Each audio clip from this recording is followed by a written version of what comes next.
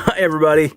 Welcome to another, not Monday, Tuesday, special live stream because I failed in my mission, or kind of failed in my mission. I decided to do a really long stream today because I have some stuff to do, some sound-related stuff to do. So I said, why not bring you guys along while we do the most fun thing on earth, making XLR cable. Some of you probably never seen a cable being done. Some of you probably have done thousands of those. I fall more into that category of the guy who did 1,000 XLR connector. But still, we're going to do some today for a project that I'm working on. Instead of just buying new shorter cable, we decided to sacrifice a couple of 25-footer or 5-meter for you European guys, and add some lovely Nutric connector because I had some at home that I didn't use. So I decided to put them to a good use and bring them. I'm gonna bring them on tour this summer with me. Well, tour for me. Some of you guys laugh at me because I'm not doing arena. I don't care. I'm making a living out of doing sound. Hello from Montreal, city of pure fun. I'm not in there. I used to do some show for those guys, and they give me a mug.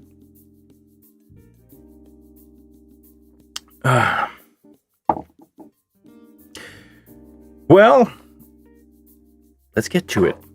Let's do a quick checkup. Today, I'm running my lovely. Sorry, I can't talk to it and show it to you.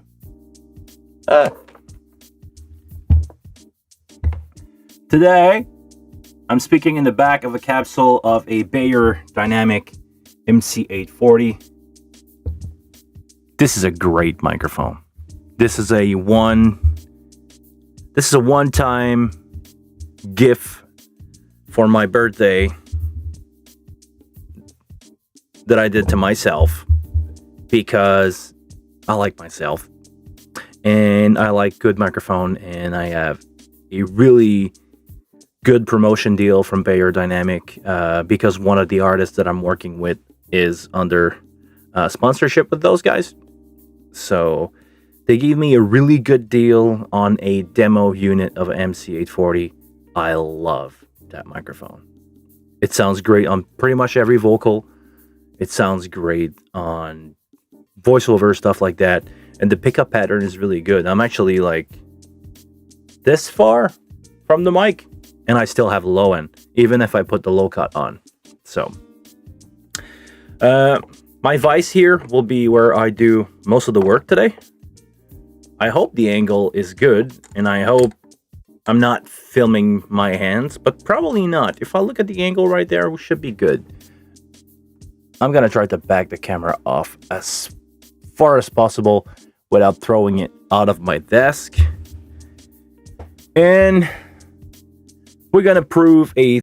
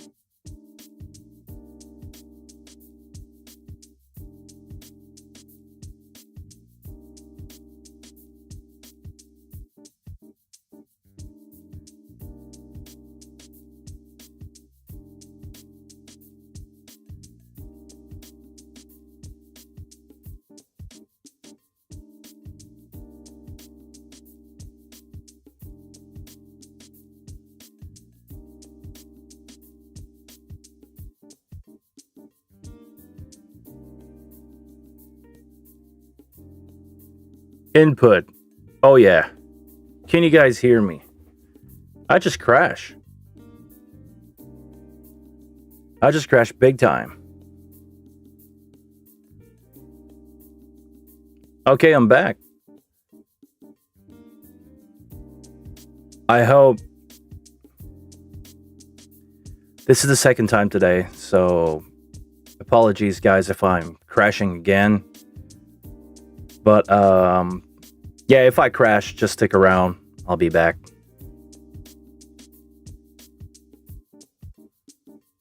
Sorry. Okay, like I was saying, we're gonna try to prove a theory today. I'm gonna check if on this cable you can see there is some writing, some digiflex writing name with what the cable is.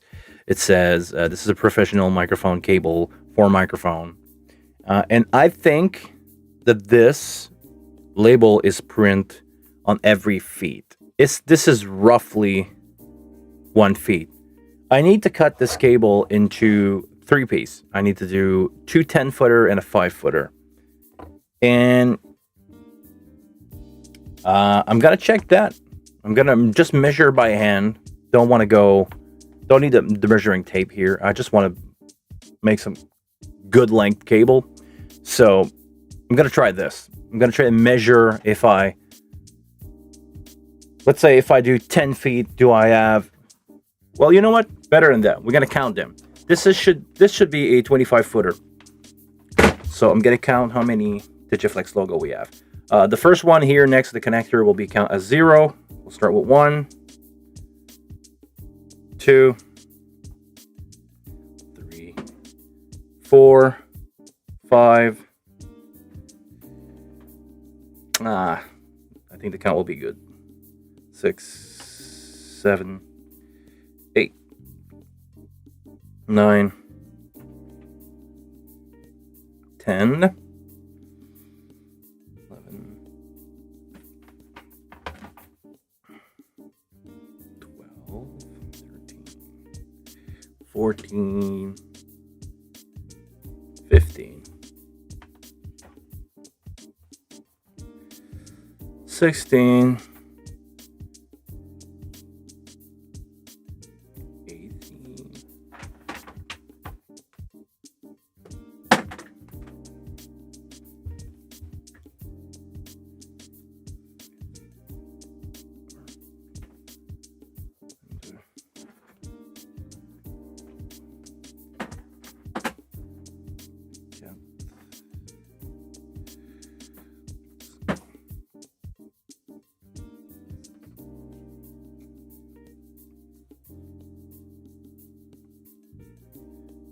So if I made the count right, this should be a too long 25 feet. This should be a 28. And I'm going to measure it with my trusty old measure with my arm. That is really close to 5 feet.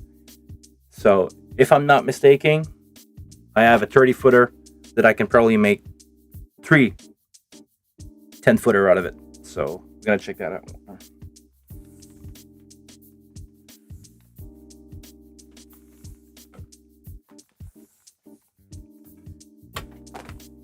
Yeah, measurement is right. So we're gonna have we're gonna make 2 10-footer out of this, and I'm gonna have a little longer 8 feet. So let's cut away. If you never build cable yourself before, because I'm gonna try to show you guys at least what I'm doing if you've never done that. You need a couple tools. First, you need a cable tester. Behringer make the cheapest one on the market, and you know what? It's good because it's not passing sound through. This is the cheapest thing. I think it's like $20, but it works. It has all the cable, pretty much all the cable that you could need.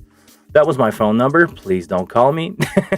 And yeah, you get quarter inch on top, TRS and XLR. You have on the side here 8-inch if you need to test them, and you also have on the other side MIDI TT. This is like for patch based stuff, and RCA. So a lot of cool stuff on that tester. So yeah, to cut wire you need wire cutter. I have my really cool really mid-size cutter here from Stanley. Shameless plug for them. No reason. They make reliable cutter. Okay. Seriously, one of the coolest tools that I've bought is this cable stripper. You can do pretty much everything with this one because it has a wire cutter. If you need to cut wire in the middle here, you just put your wire and cut it there. And to strip wire, it's a double action claw. Can you see it? Hold on, I'm gonna try to get it in focus. When I'm pushing on it, you see a little mouth here with a grip on it that will rip off with the second one will rip off the plastic sleeve around the cable.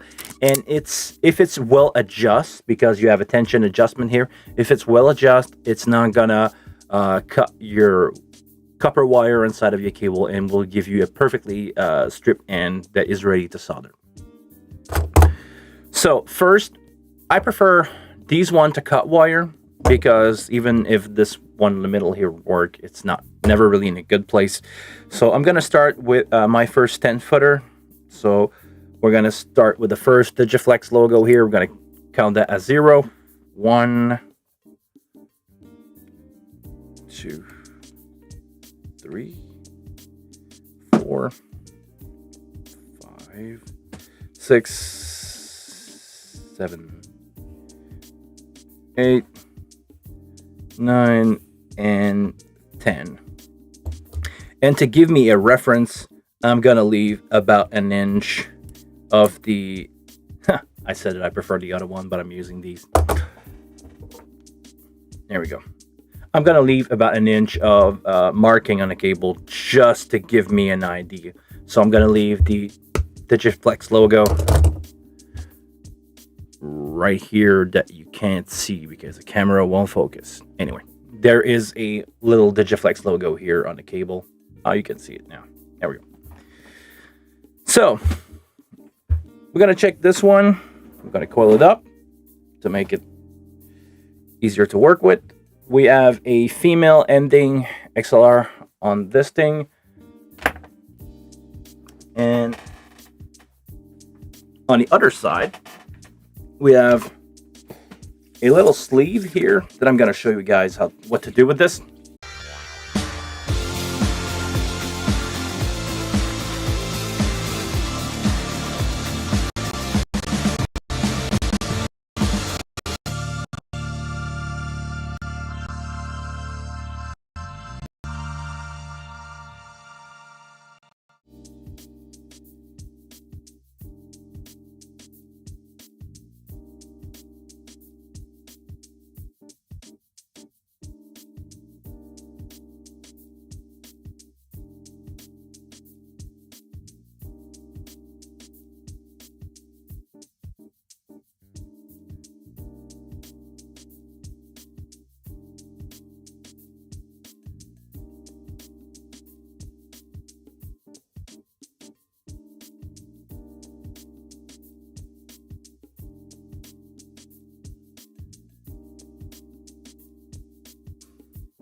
Hi everybody.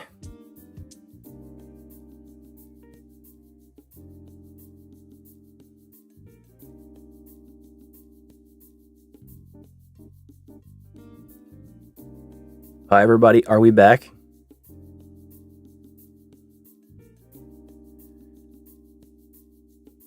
Hi Hadman, I'm sorry I crashed.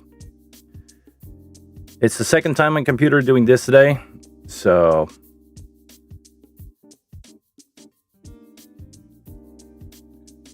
if it keeps on doing this, if it keeps on crashing, I'm gonna start the stream again with my laptop, I guess. I have a feeling that this is a good one. And I have a feeling that I'm still overexposed. There you go. I need a little more than that just to work. Okay. Okay, sorry guys. Let's keep on crashing. for no reason because I'm not touching anything. And it crashed. Okay, we're back. We're bad, and I'm wearing black. I'm gonna pop the chat again so I can see what you guys have to say. So, I was about to say, this little plastic sleeve, this is a really important thing for you to have on your cable. This is a transparent plastic sleeve that will shrink on your cable if you heat it, if you add some like powerful heat to it. You can probably do it with a hair dryer. It will take a long time. I would suggest you to use a heat gun. It will make your life way easier. I have one. I'm not going to do heat shrink today because the client didn't provide me his logo yet for me to put under it. Basically, this is for identification of your cable. You put your logo, you usually put the length of the cable on it, and on a paper, on a sticker, whatever you can fit under there. Make it around the cable, put this over, add some, heat it with something, could be a lighter, but lighter never really do a good job because it leaves some burning mark on it. It's fine to isolate a cable because the same thing exists if you reconnect the cable together. You just put some heat shrink over it and you heat it down so it's like a cable sleeve again. But the transparent one is fun because you can put stuff under it and it's not gonna worn over. So I have the same thing on my cable. Maybe I can show you one.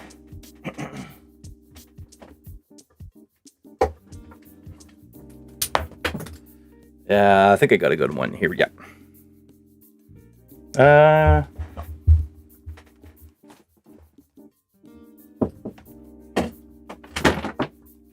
Oh, come on.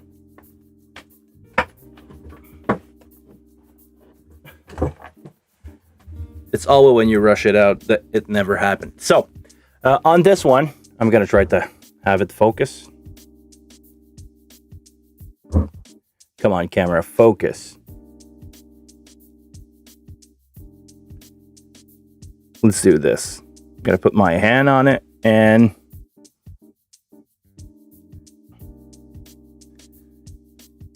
come on, I'm always praising Sony because they have really good autofocus, but this time not. Okay, there we go. So you can see I have a smaller black heat shrink here, and I have my name. Now you get my phone number. Please don't abuse of it. I would appreciate it. And you have the link of the cable. This is a 15-footer cable. All that is under the heat shrink. So now, because I don't want to spend extra money or extra heat shrink to put my logo, I know I'm going to use this one that was on the provided from the company with the cable. When you buy it brand new, this come on it, unshrink it. I'm going to cut it in 3 because I'm going to take one 25-footer and cut it in 3, and I'm going to also make small logo that will fit under it. And a really important thing is to cut them as straight as possible. I don't have the best tool here, but I'm gonna try. Fine. Because when you shrink it down, if it's not cut straight, it will not like really tight around the cable. It will have like a piece of plastic that will go out. You don't want that. So I'm cutting this one in 3 parts. There we go. And I'm going to put one of them on my 10-footer here.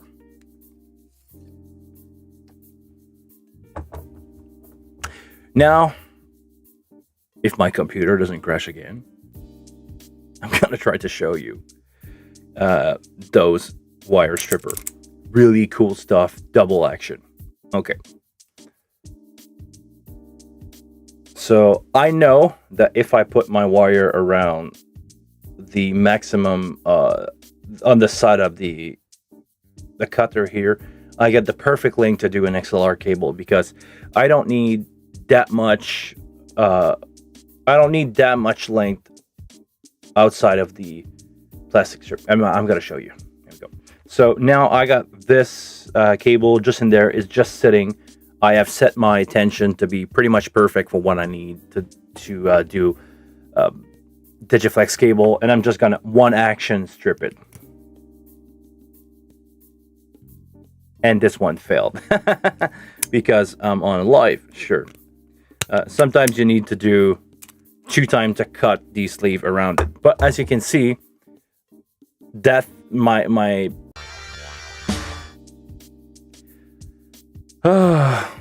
OBS crash.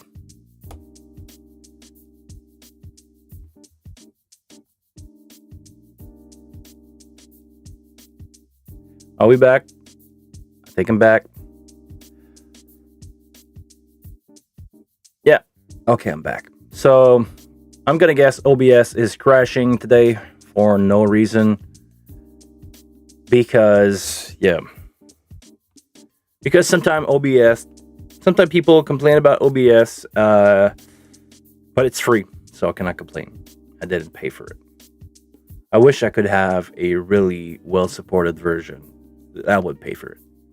If anybody watching out there wants that has a really cool streaming software, it's probably not that hard to build. I'm guessing here. I never build software. I'm really good at building cable though. So, okay, I'm gonna get rid of that piece of plastic. This is outer sleeve. I don't need that anymore. And I'm gonna open up the wire. So what that means is this thing here is copper. This is my shield. This is the pin 1 of an XLR. And inside of it, if I untwist it, I have a couple things. I have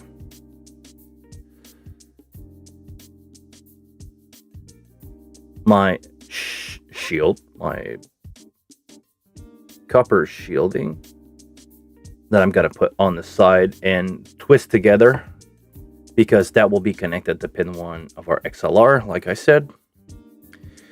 I have some white rope.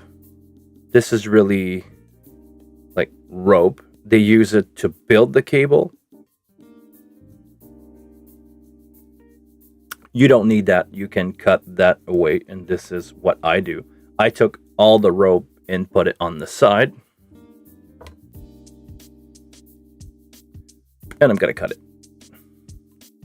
I don't need that anymore. There we go. So now, I have 3 cable. I have a red, a blue, and my shield that I've twisted together to be a cable. So my shield will be shielded my shield is running all around the cable until it reaches the connector, and this is where it will connect to pin 1, and pin 1 of an XLR cable will send whatever you have there to ground. So it will get rid of static electricity. And I could be mistaken. So please don't double check what I'm saying if you believe that I'm wrong, and I will accept that I'm wrong if I am. Balanced cable only need to be 2 cable and twist together. The fact that they are balanced, I believe, the fact that they are twisted together will have them balanced. But the fact that they are shielded will reject static electricity or other wire that can cross path with your signal in this one to the shield. So if you have any magnetic field or electricity from power cable going across your sound or along your sound cable, the fact that you have a shield, it will get rid of that electricity and that static, and the fact that it's a balance pair inside of the shield that will keep your signal clean. I could be wrong, but I think this is how it works. But honestly, some people like to complain to me or like to be verbal about the fact that I don't know everything that I'm talking about, the fact that I'm telling you this information is really cool. It's fun to know, but it's not going to make me a better mixer behind a console during a live show. This is what I shoot for in life, being a good mixer, being a good sound engineer. Knowing my stuff around the electronic side of it can be cool, but it's not going to make you mix any better. Most of the stuff that you will learn not going to make you sound any better as a mixer. Some stuff when it comes to PA and the way a speaker reacts will help you understand what's happening when you push sound into a PA or speaker, but it's not vital. You don't need to know that stuff to be a good mixer. Okay. I jinxed it before. I'm going to jinx it again. If my OBS doesn't crash, I'm going to show you guys my stripper again. And this time, I want to take a little bit, just like as less as I can out of the blue and red wire. And I'm going to do it together because those stripper are large enough that I can fit the two wire together. So I'm gonna try to do it for you guys. I'm putting my wire inside of it about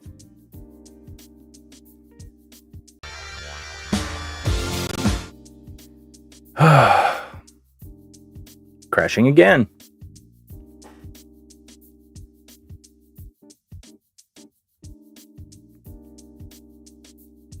Wow, that sucked. Big time.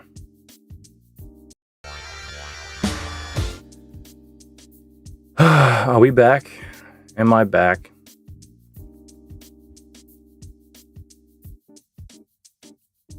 I'm streaming. Am I streaming to somewhere? I don't know, because my computer keeps on crashing. Apparently, I'm still live.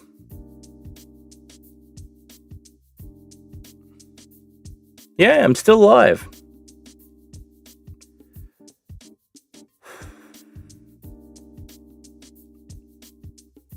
I try to keep up with you guys. Sorry.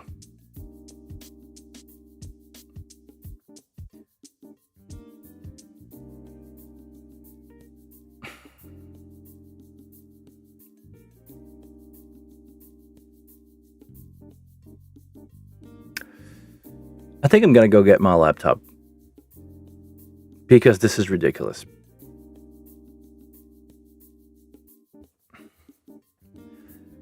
So bear with me as we have technical problem. I'll be back in a few seconds.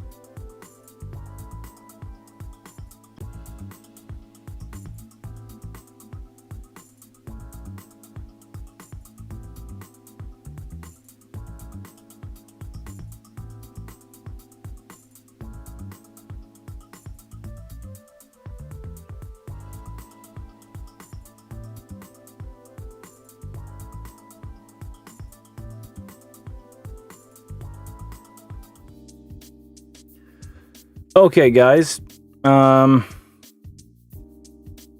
Give me 1 second. I'm gonna switch my laptop. If the stream fail, I'll be back. Give me a sec.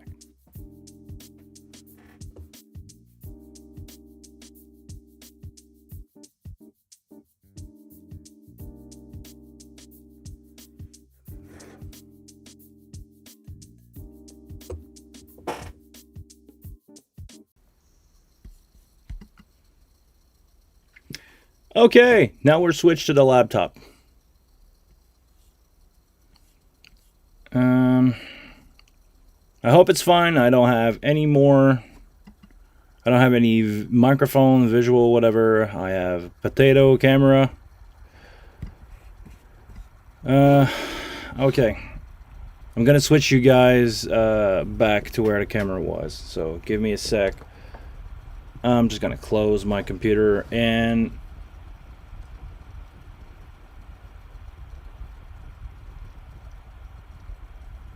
yeah. I'm pretty sure my laptop's gonna hold. So, hi Rolf. Good morning. Sorry for the technical difficulties this morning. I'm having a bad time with my desktop computer. I'm switching to the laptop. Plan B. Moving the camera out of the way.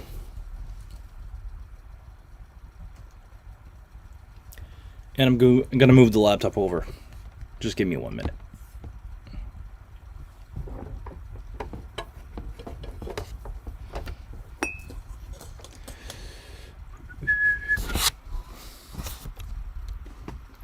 I don't need this anymore. Okay, back to where we were with really bad quality video. I guess it's okay. Windows 10. No, I'm actually running on Mac OS. The thing is, I'm a bad guy, and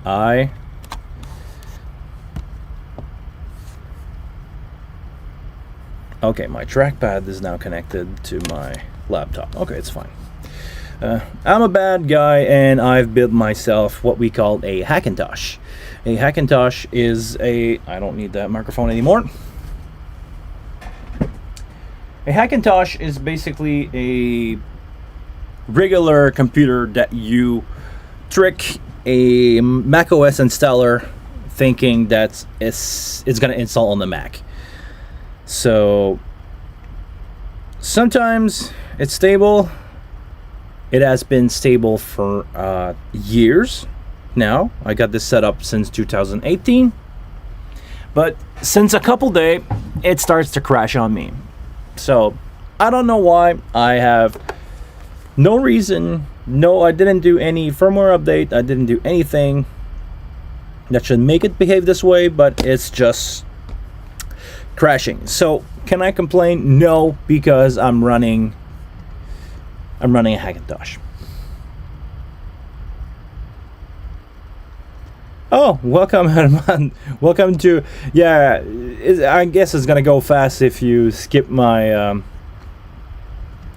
if you skip every time that I've crashed. So welcome back. Potato quality camera, no headphone. I don't have any background music today. We're just gonna YOLO it. And I'm gonna try to make cable, because this is what I'm trying to do here. I tried to make cable.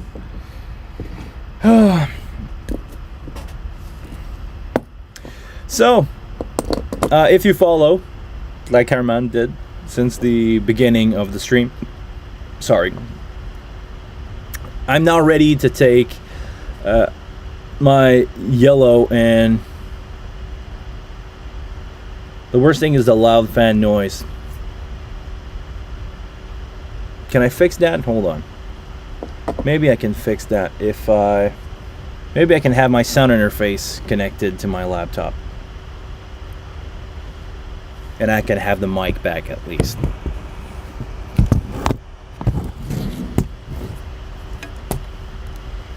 Give me a second, guys.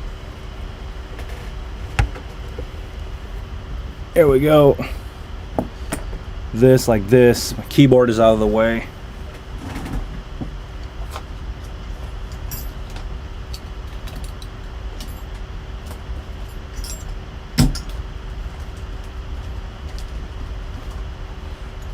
I was looking for this. Looking for a cable. I need a USB-C. I need a USB-C cable to plug my audio interface in the other room. I'll be back. I got no weight screen this time, so give me a sec.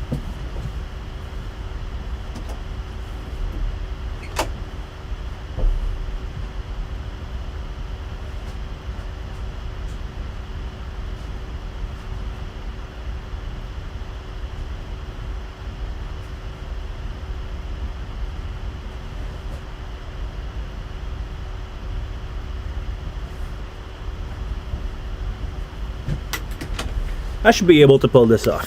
Okay.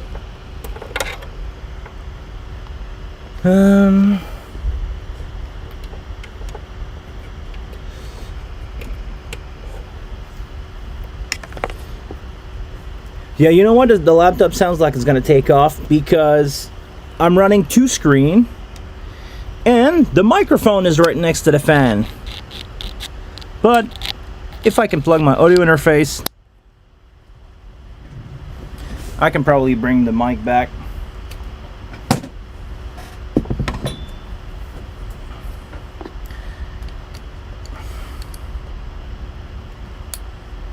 Troubleshoot 101 live. Okay, I got a mic. I just need headphones to hear what I'm doing.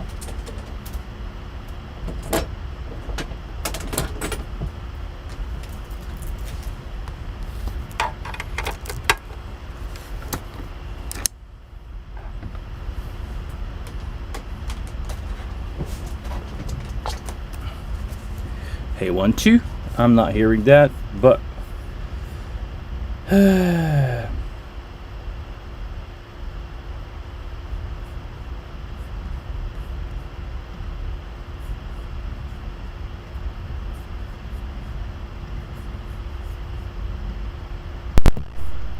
Odin ID 44, and I'm gonna cut that mic. Hold on, guys. Sorry for you people watching. Here we go. Do I have this? Yeah. Output into this. And can I monitor that?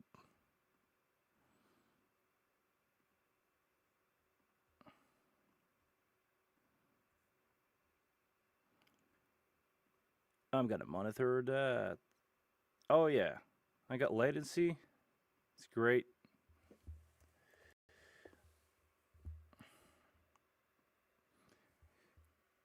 Okay.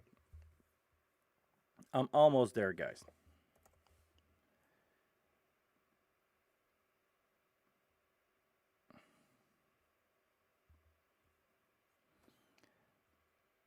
I'm gonna do this.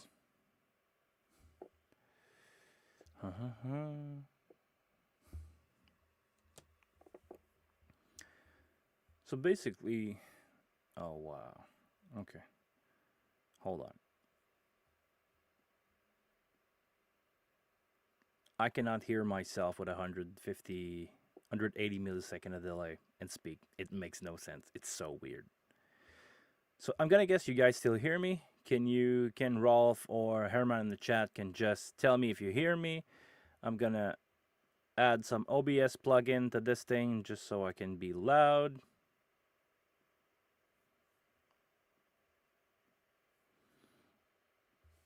A really nice compressor.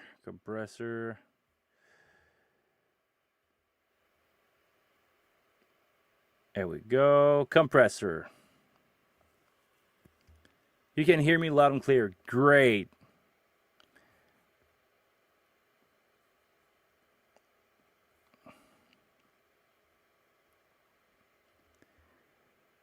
We're going to add to that a limiter.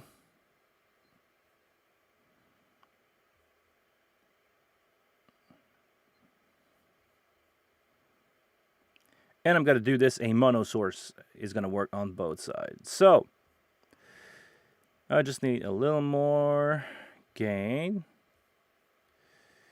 We're going to get there, guys. Sorry. Okay. Yeah, I should be back at stream level. Good. Now all I need is to hear what I'm saying. And once I got that down,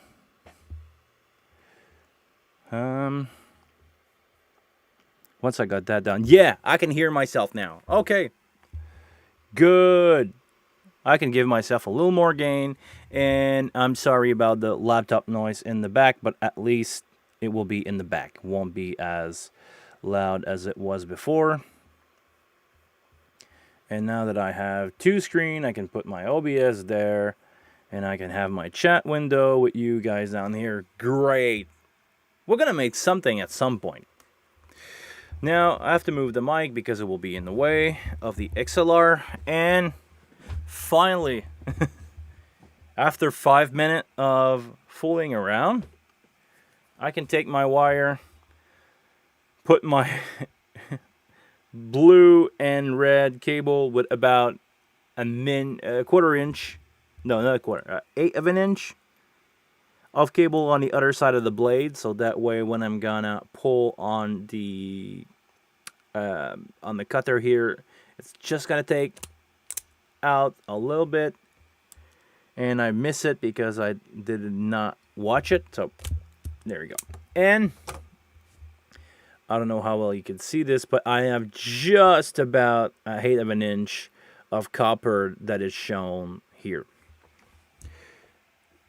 On my left, I have a soldering iron.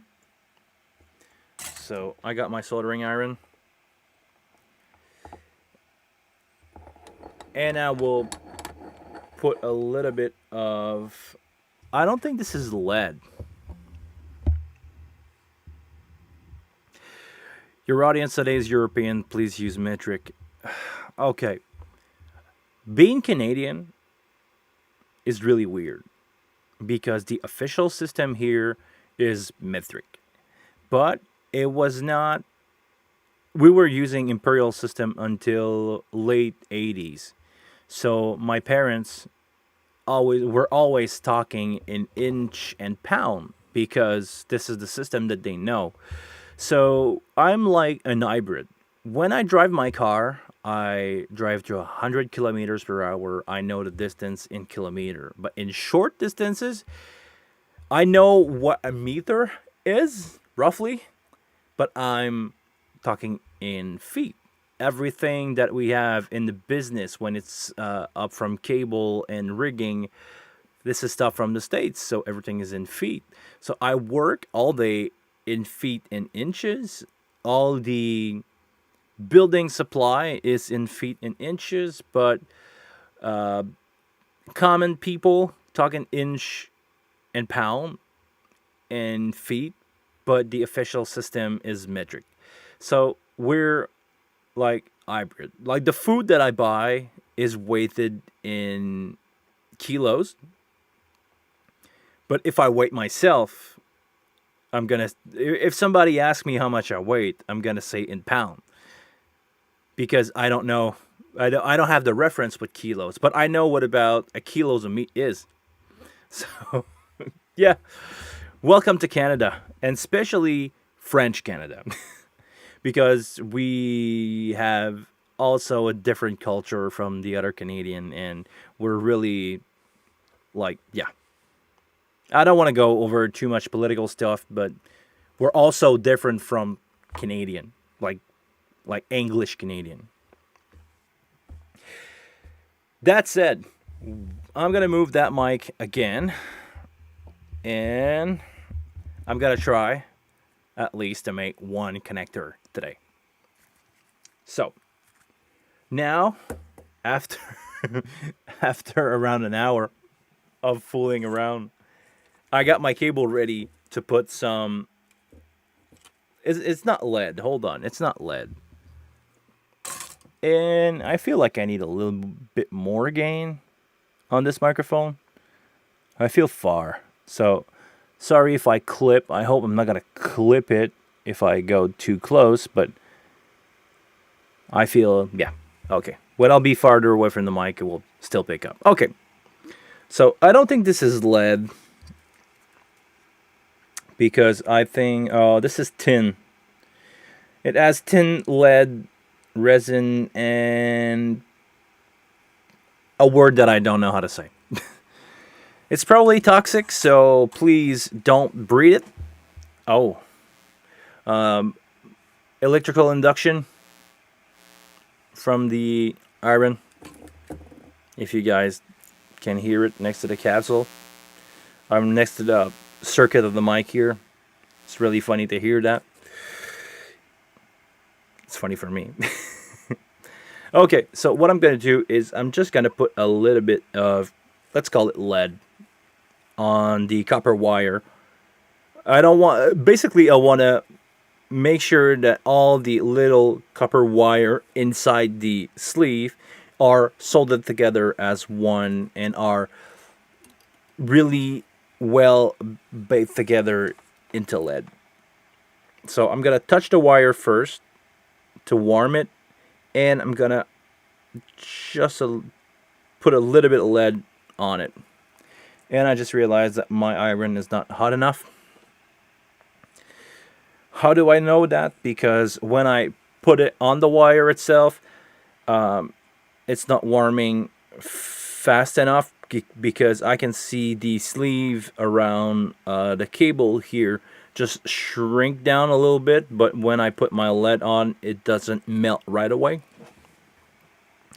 So I want to set the temperature of my gun, so when I put my lead on it, it just, as you can see now, it just flows. This is what I need. So I'm gonna just put my soldering iron on the cable. There we go. This one is perfect. And I want just a little bit of lead on it. The harder one is the ground wire, because this one you have to warm it a lot, but you don't need to put a lot of lead. And you need to bring your little lead bubble that flows with the gun. I don't think you can see that really well with my laptop camera. But what I'm basically doing is I'm filling the copper wire with lead. So it will be one solid block of lead and copper.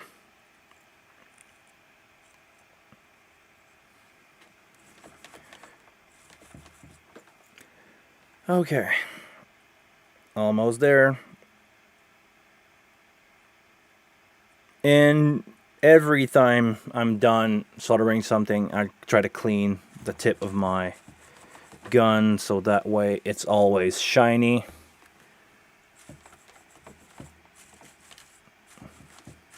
I'm using, I don't know how well you can see that. I'm using a steel wool to scrape all the melted lead off of my gun. This is a trick that I've learned from an old timer, an old friend who passed away last year. He was a pioneer in the business around here. He started in his mom's shop in the 50s or 60s, something like that. And yeah, he basically was born into an audiovisual shop and a music store.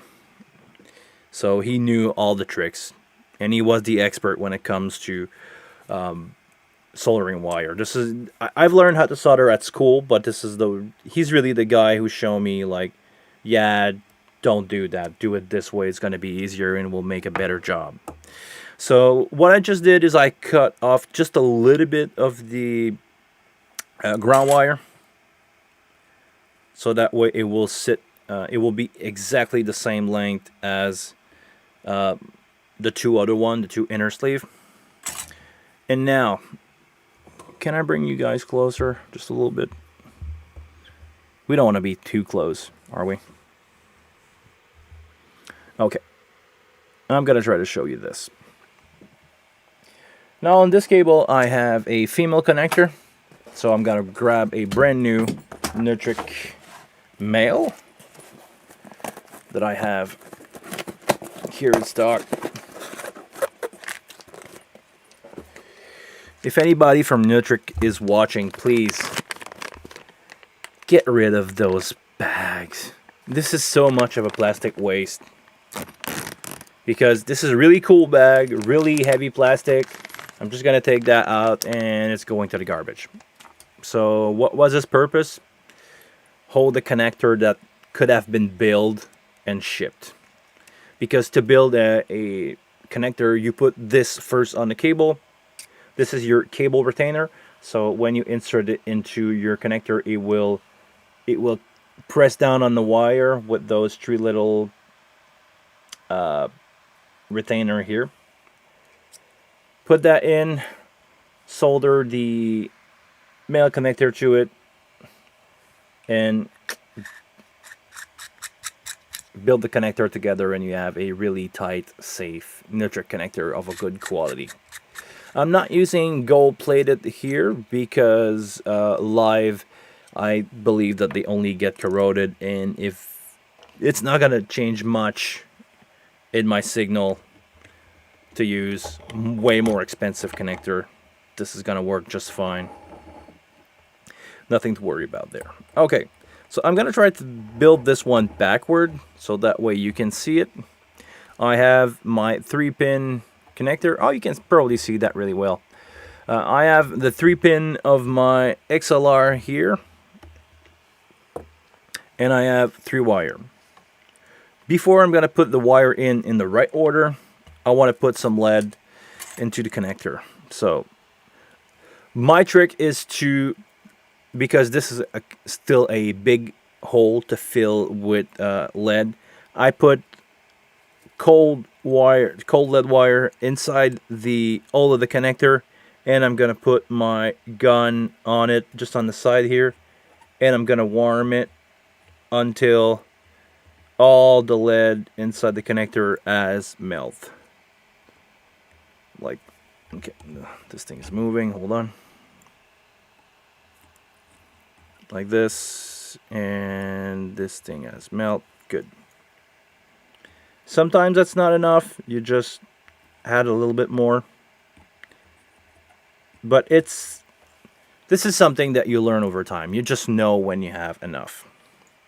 Okay, I'm gonna bring my vise like this. I know for sure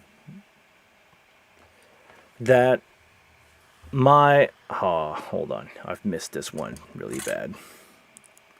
My lead does not melt all the way around the cable here on my ground cable, so I need a little more, and I'm gonna just bring it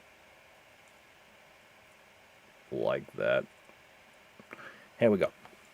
We got some really nice shiny lead cable now. So okay, what I was about to say is, I know for sure that my ground cable is pin 1. I'm using blue as a cold color, so this is my cold, this will be my pin 3, and 2, which is the hot connector inside of a XLR connector, will be my red wire. So on the back of the connector here, there are really small number 1, 2, and 3. I'm just gonna look at them. Sometimes some company put it on the back, and some company only put it on the front next to the pin.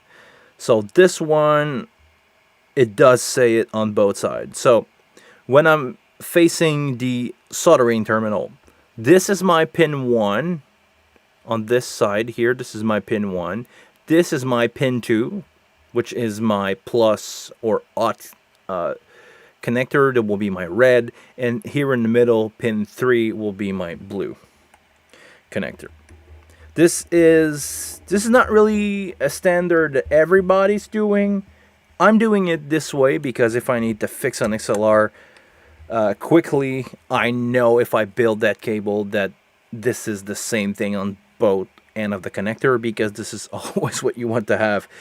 Well, you could switch blue and red inside the connector as long as you have them switch on both sides of the connector. You don't create a phase reverse cable. It should do. So I like to start with my red cable, pin 3. I'm gonna try to show you guys without filming my hand. Okay, it's not that bad. So I'm gonna eat up the connector just a little bit, and I'm gonna slide in my red cable, and I'm gonna eat it again just a little bit until I've reached melting point of the solder. And once my solder is melted, I'm gonna put the cable in like as far as I can, and I'm gonna let it dry. Sorry, Rolf, you said something.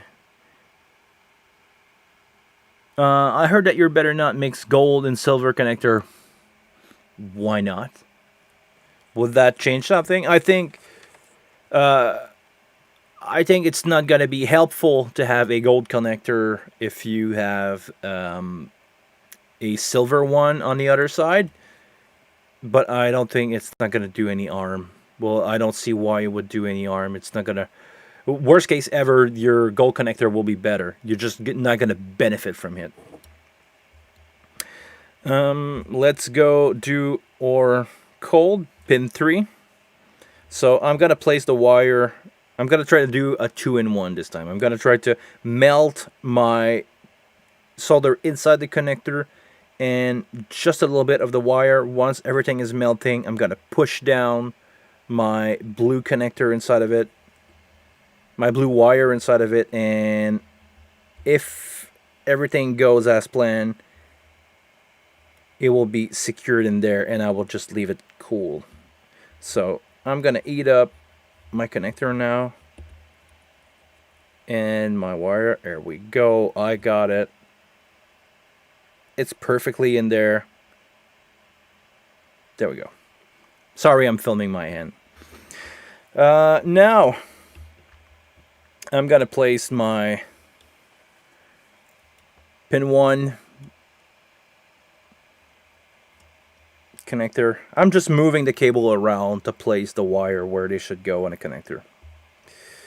And now I'm eating just the connector itself with hold on, with the shield wire.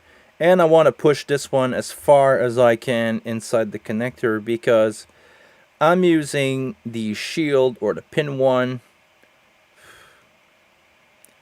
as a retainer. If my retainer inside the connector is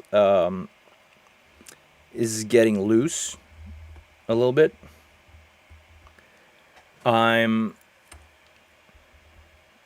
I want the shield around to be a little shorter than the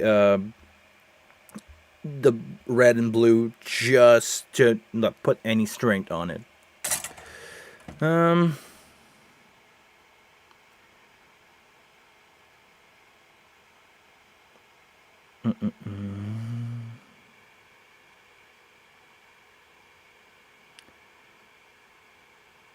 Dissimilar method, Duca roll works. Oh, maybe. Okay, I'm getting what you're saying here, Rolf. If you connect them together, yeah, maybe that can cause a chemical reaction if they get moist or something. From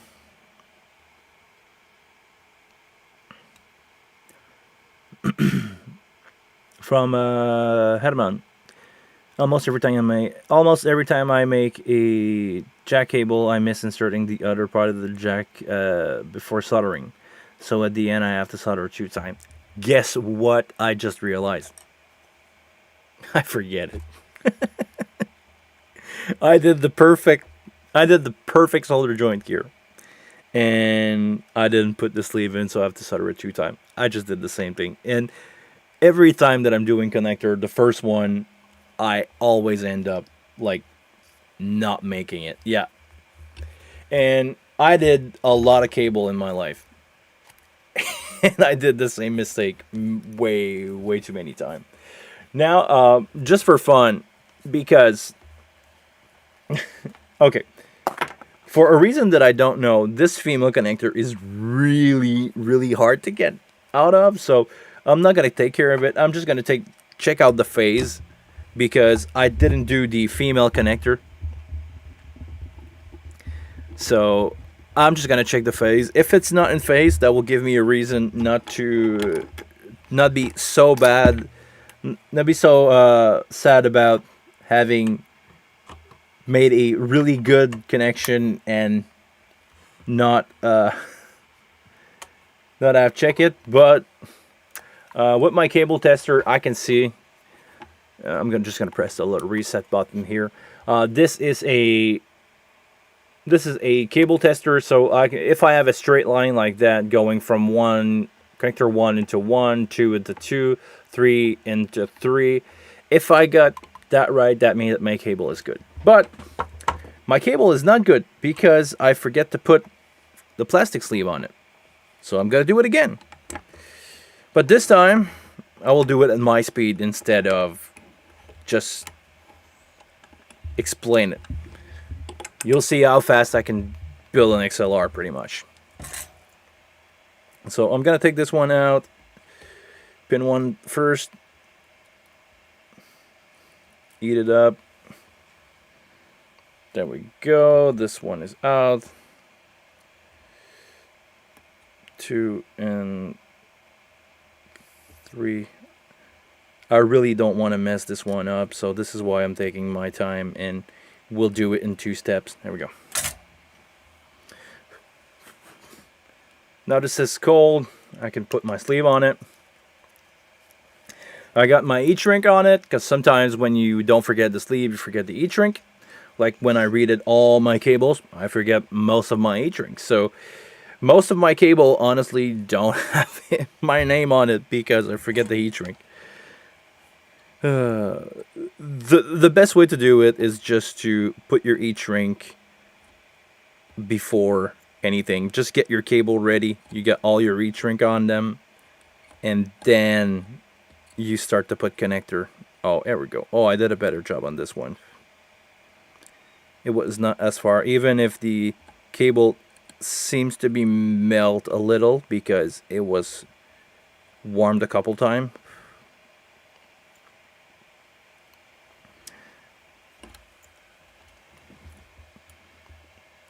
I think I did a better soldering job. It's further away in the connector, and the closer it is, or the deeper it is in the connector, the better the connection will be and probably will stay. But honestly, most of the time when I get a bad wire, it's not because the soldering job was bad. It happened, but most of the time it's because you pull on it, because the cable gets stuck somewhere and you pull on the plug. You end up breaking it after the soldering joint, like right where you stop adding lead to the cable. So it's just gonna break there. There's nothing you can do about that. What I do is I put my cable with a lot of cable inside of it, of a lot of cleared. I just leave myself some room to redo it again, basically. I'm looking for my word here, sorry. So now that you got the bottom of the connector on, and after that you solder your XLR, you can just put that little thing here, which is the cable retainer. You put it like that. It will have 2 notches on each side of the connector that will hold your 3-pin of male connector. Put the ring or the sleeve of the XLR here and screw in the back.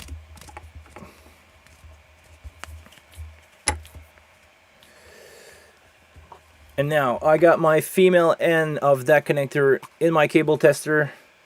Here it says intermittent because I took the cable out. I'm gonna plug this one in. Intermittent light went on, but now I can move my cable. and it still show me 1 into 1, 2 into 2, 3 into 3.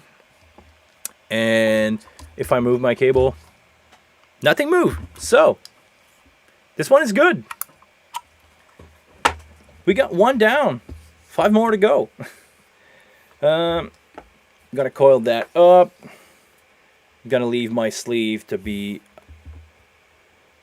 I'm gonna leave my heat shrink to be ready for when I get my logos, and I'm just gonna put them on a piece of paper, wrap them around the cable, and 1 down. Yeah. So we're going to do the same thing here with this one. I'm going to count 10 Digiflex logo. Okay, so we got... I'm going to do this one a little shorter. I'm going to count this one as off. So it's going to go 1, 2, 3, 4, 5, 6, 7, 8, 9, and 10, and I'm gonna leave my Digiflex logo on this one. So on this one, that used to be a 25 footer, we have our male, and I'm just gonna roll my soon to be really long 5 footer. And on this one,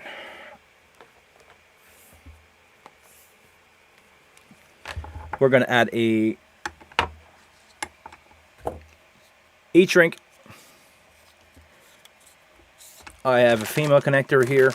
Usually what I do to don't forget about the back of the connector, I just put it on right away. So I took my connector out, get rid of that plastic bag, and just put it on like that. Put it a little further away.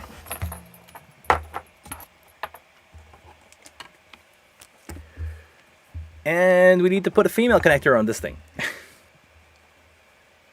So now that I give a lesson of maybe 45 minutes, I'm gonna try to do these a little quicker because I don't want to be here all day.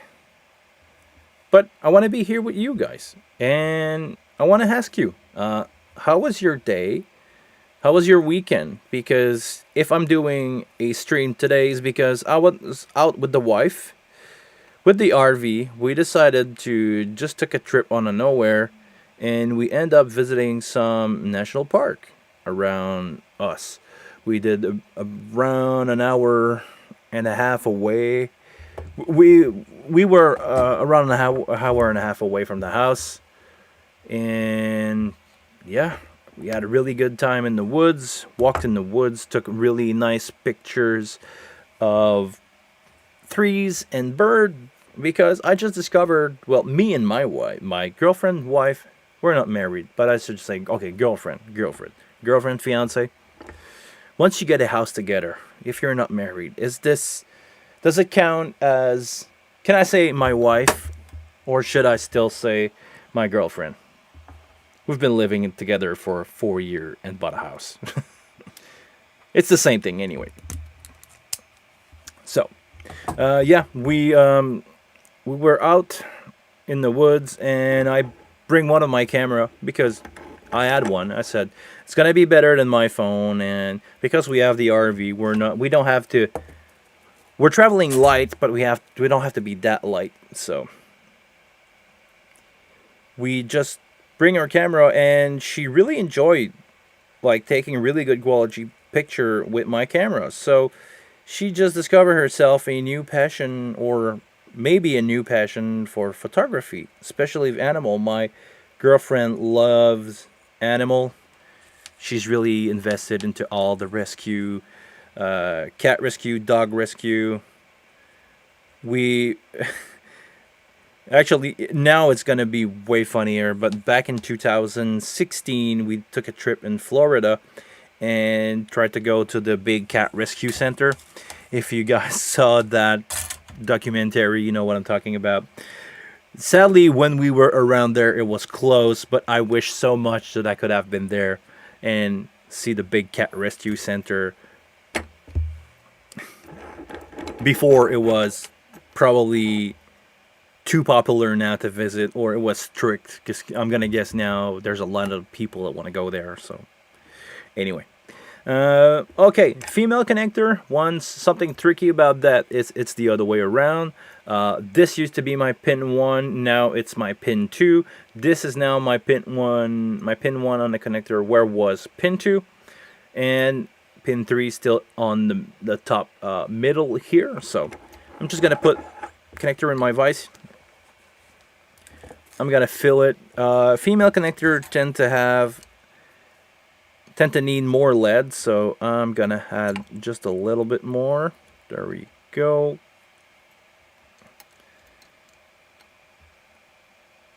Because the hole in the connector is deeper on the female. Don't ask me why. It's just the way it is.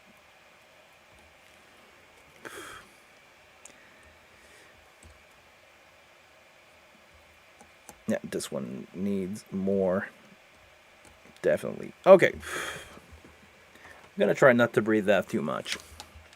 Okay, so now we have pin. I don't want to make a mistake. Even after all those years, I still don't remember. So 1, 2, even after telling you a minute ago, I don't remember. Pin 1, pin 2.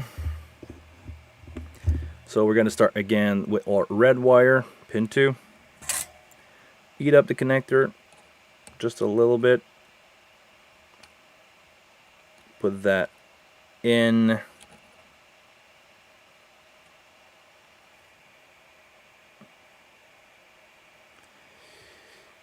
Same thing for pin 3. Just want to make sure that that's in. And now, most of the time on the female, I just put my gun on the wire and the connector and fill it with some lead, so that way I know it's going to be secure in there. Okay, I got this one really good. And I'm going to show you. Hold on. Once it's cold enough that I can take it out of the vise. Can you see when you look at the connector, the pin 1, which is my shield, is shorter or deeper inside the connector than my pin 3 and 2. That way, if something were ever to pull on the connector, it's not going to apply any pressure on these smaller wire. It's going to apply a lot of pressure on the shield. But the shield is so big, it has so much wire in it that you really need to pull really hard on it to break it. So it will make my connection a little harder to break than others. So here I got the cable retainer again around it like this.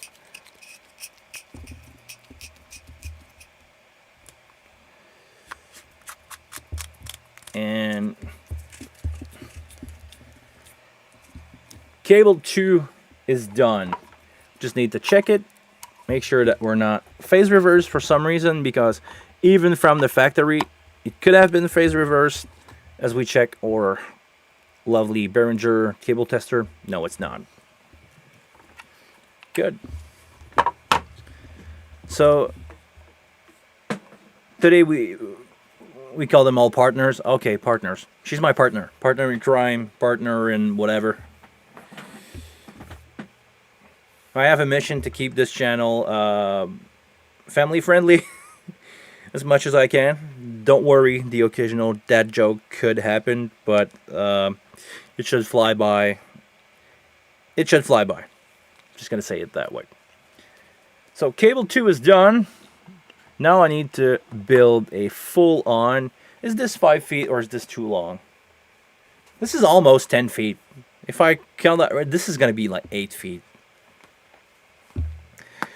How many do we have? One, 2, 3, 4, 5. Yeah, I'm gonna do a 5-footer, and because I'm not charging the client for this, that extra XLR, that little bit of cable, will probably go in a bin, or I don't know. I know I feel cheap if I keep it and bring it back to the client. Probably gonna build it for the client. I'm gonna do adapters for them. I have some. I always have some broken cable that musician give me for me to fix, and I end up with a lot of like mono quarter jack, and I just give it back. So I'm probably gonna build myself some jack with them and give it to the client. I don't want. I feel like if I'm keeping it, I feel like I steal something. So, and I know the client's not gonna want like an empty cable with no connector on it. Like, it's useless to them. So I'm gonna build them a surprise. Because so far, honestly, if I can bring you guys with me this summer, I'm gonna show you. But if not, I'm gonna say at least if I cannot vlog what I'm gonna do this summer, because I need to ask before doing that. If I cannot vlog it, I'm gonna say at least I'm gonna have a good summer with a really nice client, people from Escal. I think I could say it. People from Escal. Gonna release everything tomorrow, so maybe I can show it for the next live stream. I can show the publicity. I'm all over it. They filmed me. This is the shooting that I did 3 weeks ago. This is the video shooting of a fake live show that we did. So if I can show it to you guys, if I have the permission, I will. If not, well, I will tell you that I'll be out on the road and I cannot show it to you. But it's a 60-40 chance of me being able to show what I'm gonna do this summer. But I feel confident to show you guys that I'm doing cable for them. Okay. Again, cable.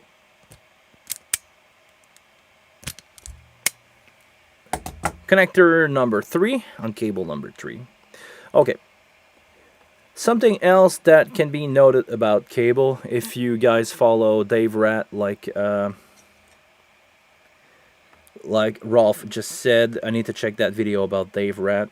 Dave Rat is a great guy. If you're subscribed to my channel and you're not to Dave Rat, please go subscribe to this guy. He's the owner of Rat Sound that you've probably seen if you tour in the state. He's supplying a lot of cool festival like Coachella. He's supplying some tour with some band. Dave Rat itself used to be Red Hot Chili Pepper front of house guy. He retired, I think, in 2019.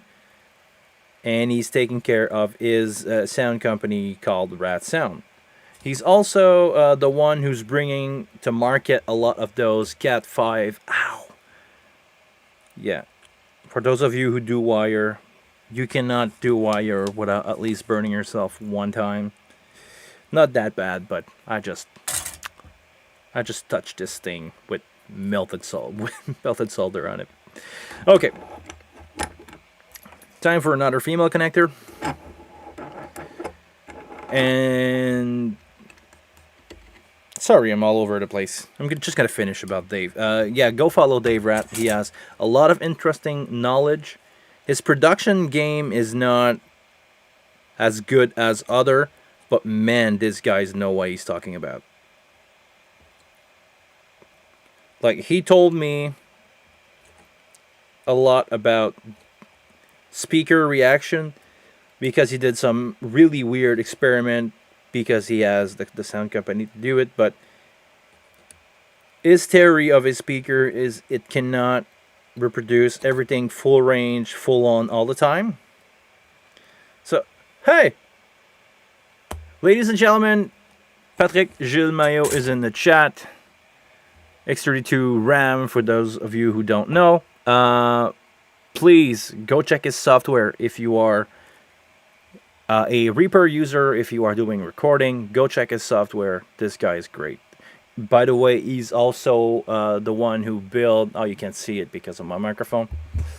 He's also the one who built the wing coating for... Hold on. I'm doing way too many things at the same time. Talking and doing things at the same time. I'm just a guy. He's the one who did the OSC stuff on the wing itself. So, really fun to have you around, Patrick. Okay, we're going to finish this. So, now we have a female connector. And even if it was ready in the vise, I need to double check that my pin 1 is on this side, pin 2 is on this side, and pin 3 is always in the center on top. So again, pin 2, I'm gonna eat up my connector, push in my red wire, there we go.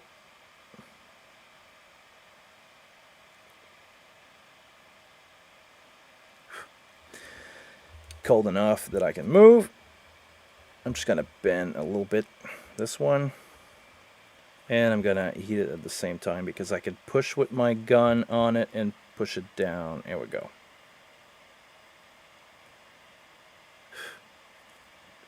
You want to avoid at all costs having some copper wire outside of the connector of the XLR, because it can create short with the ground. Because the ground pin or the shield pin is exposed, it has no protector sleeve on it. If your pin 2 or pin 3, hot or cold, call it however you want, if it's showing copper outside of the pin of the connector, I'm gonna show you guys here. What I did is a little messy job, but it's basically better than you think. You see, my sleeve is a little. You see, my sleeve was a little heat in here because when I pushed in that far on the connector, I've melted the sleeve a little bit, but because of that, I push it really far in, and there is absolutely no copper showing around the red and blue wire, and this is what you want. You absolutely don't want to have copper showing around, because if your cable get twisted together, it could short with the ground, and that will cause you some problem. You will have like less signal in that cable or no signal if the blue and red touched. So yeah, you don't want that.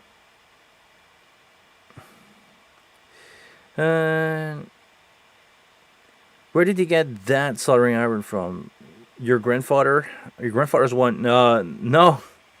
This is a Weller. This is like, I bought that a couple years ago, brand new, for a couple $100. You should zoom on your soldering. Yeah, okay, you missed that one, Patrick. My full setup just crashed. My computer crashed like 5 times today in the beginning of that stream. So I just take out my emergency setup. So this is my laptop camera. This is not up to my standard at all, but I said that I was going to live stream today. I started it. The third time it crashed, I just switched everything to my laptop and it worked. So I'm sorry. I don't have anything. I don't have anything to zoom in. So, hello, friend. Welcome to our stream. So, other than Rolf, who answered it, how was your weekend, guys? For us here in Canada, it was a long weekend. We had a 3-day Huff. So this is why I was out yesterday with the wife, because she's working a 9 to 5 job. I think I can say it. She's a lawyer.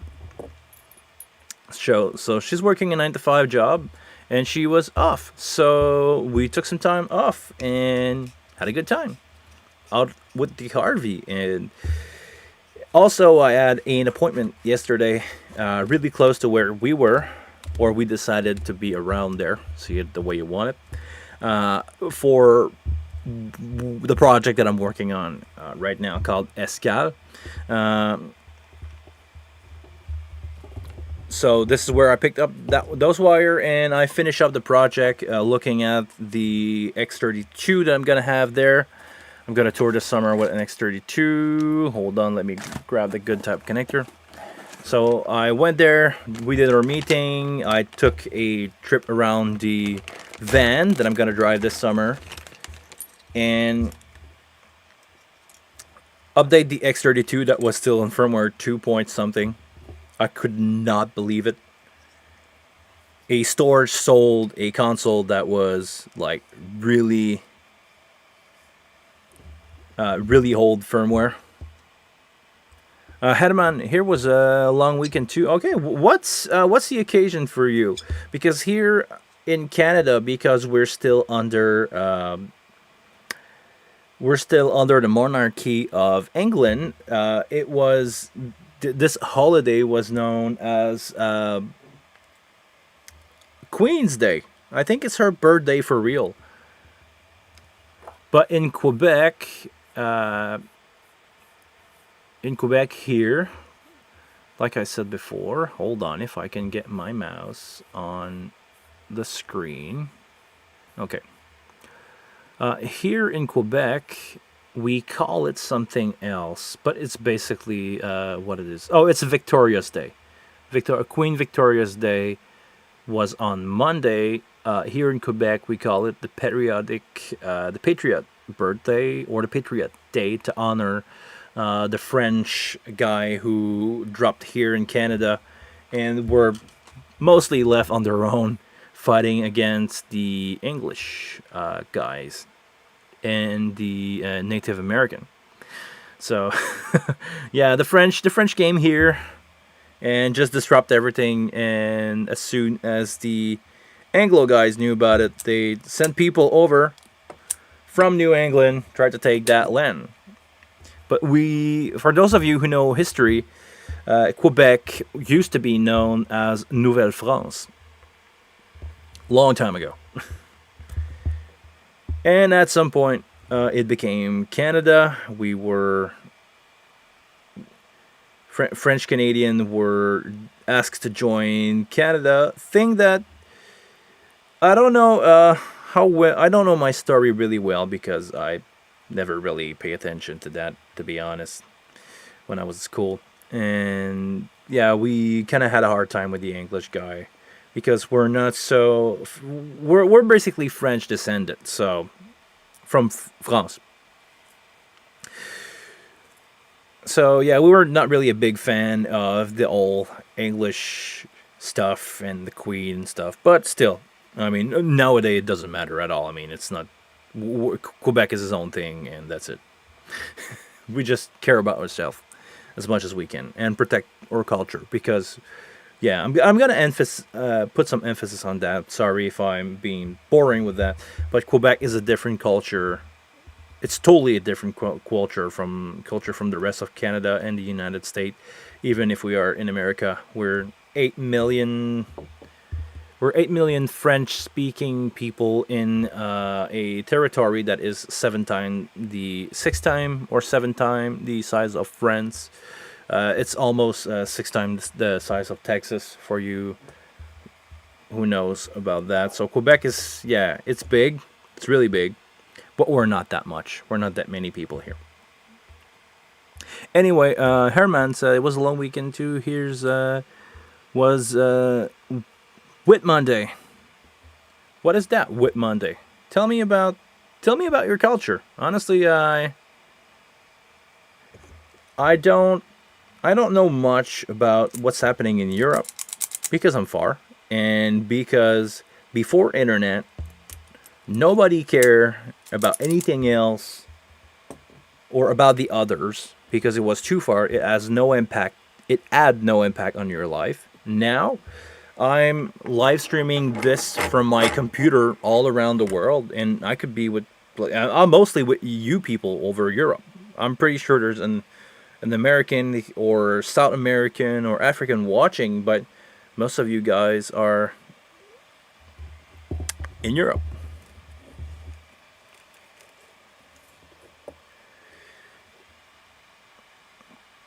Pump coat. Not sure to get it, Patrick. Not sure what that means.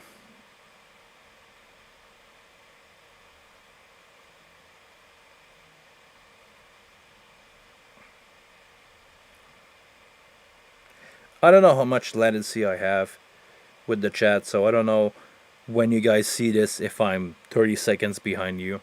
This is probably why I make no sense speaking, because when you guys write something in the chat, I'm way further than that.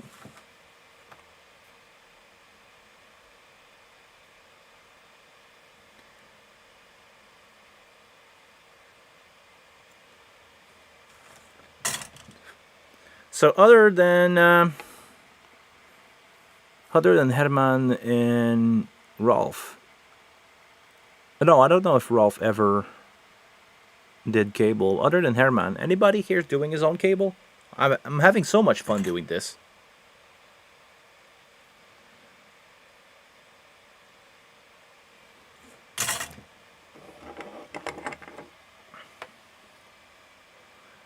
This one, pin 1 is on this. I keep dropping stuff. This is a really Canadian thing for those of you who watch Linus Tech Tip. Dropping stuff is part of our culture, I guess. I guess I'm Canadian. I'm not only a Quebecer, I'm Canadian too.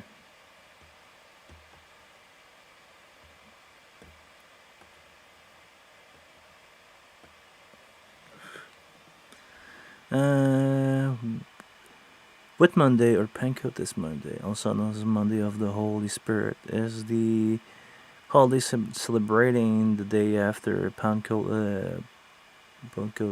A movable in Christian. Oh, okay, it's a Christian. Okay.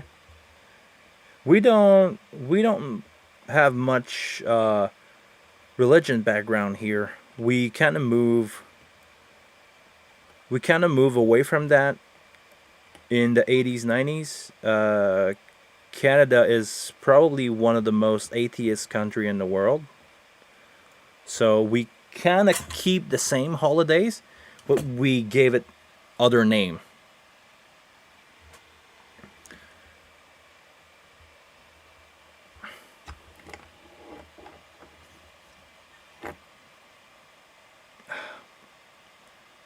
Burn count number 2. This connector is really hot, so pin 1 on this side.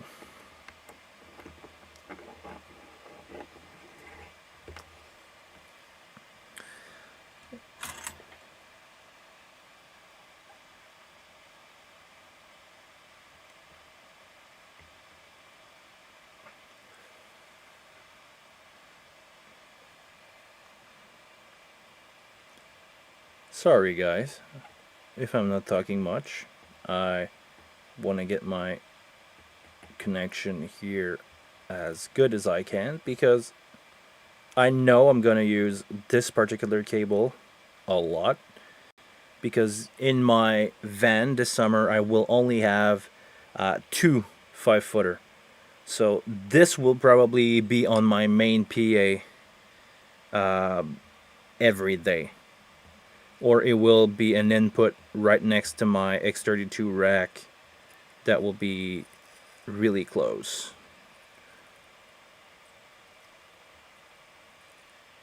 Okay. So I want to make sure that I make good cable, because I'm going to use them.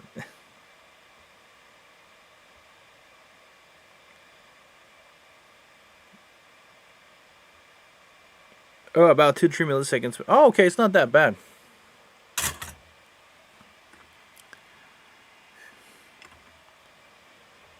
I don't know how much religious things are left in France, Patrick.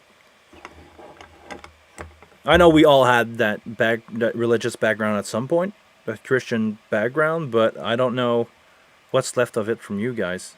It's probably you guys are getting more and more multicultural. Actually, the whole world is getting more multicultural because it's so much easier to travel now, now than ever. Well, actually, before COVID. Not millisecond, minutes? No.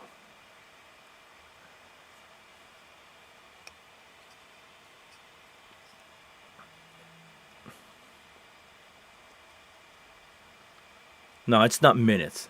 If I said that out loud and I read it right away, it's not minutes. I can't believe that I'm a minute late. No, I can see the stream back again. So maybe try to refresh, Patrick, or try to move the YouTube stream thing up to direct because to live, uh, because it can sometimes it can trick you. You're watching something live, but you're behind of a couple minute in your stream.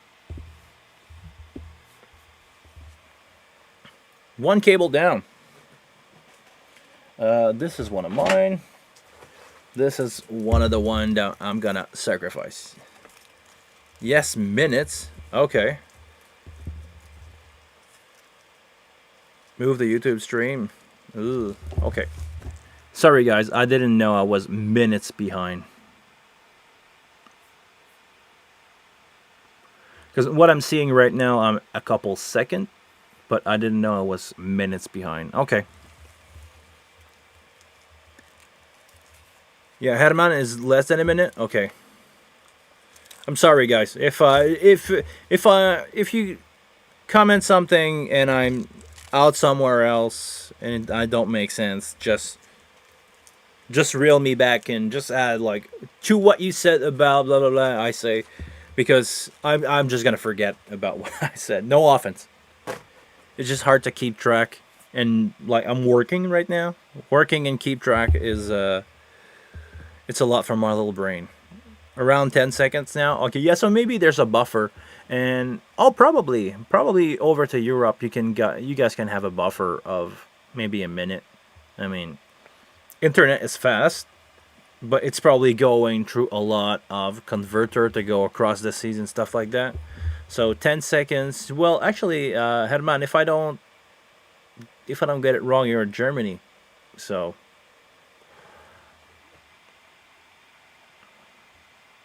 yeah, exactly what I was saying, Patrick. Depends on a lot of factor, mostly how many hoops in the internet stream has to make whoever server API calls. I honestly I don't know much about network.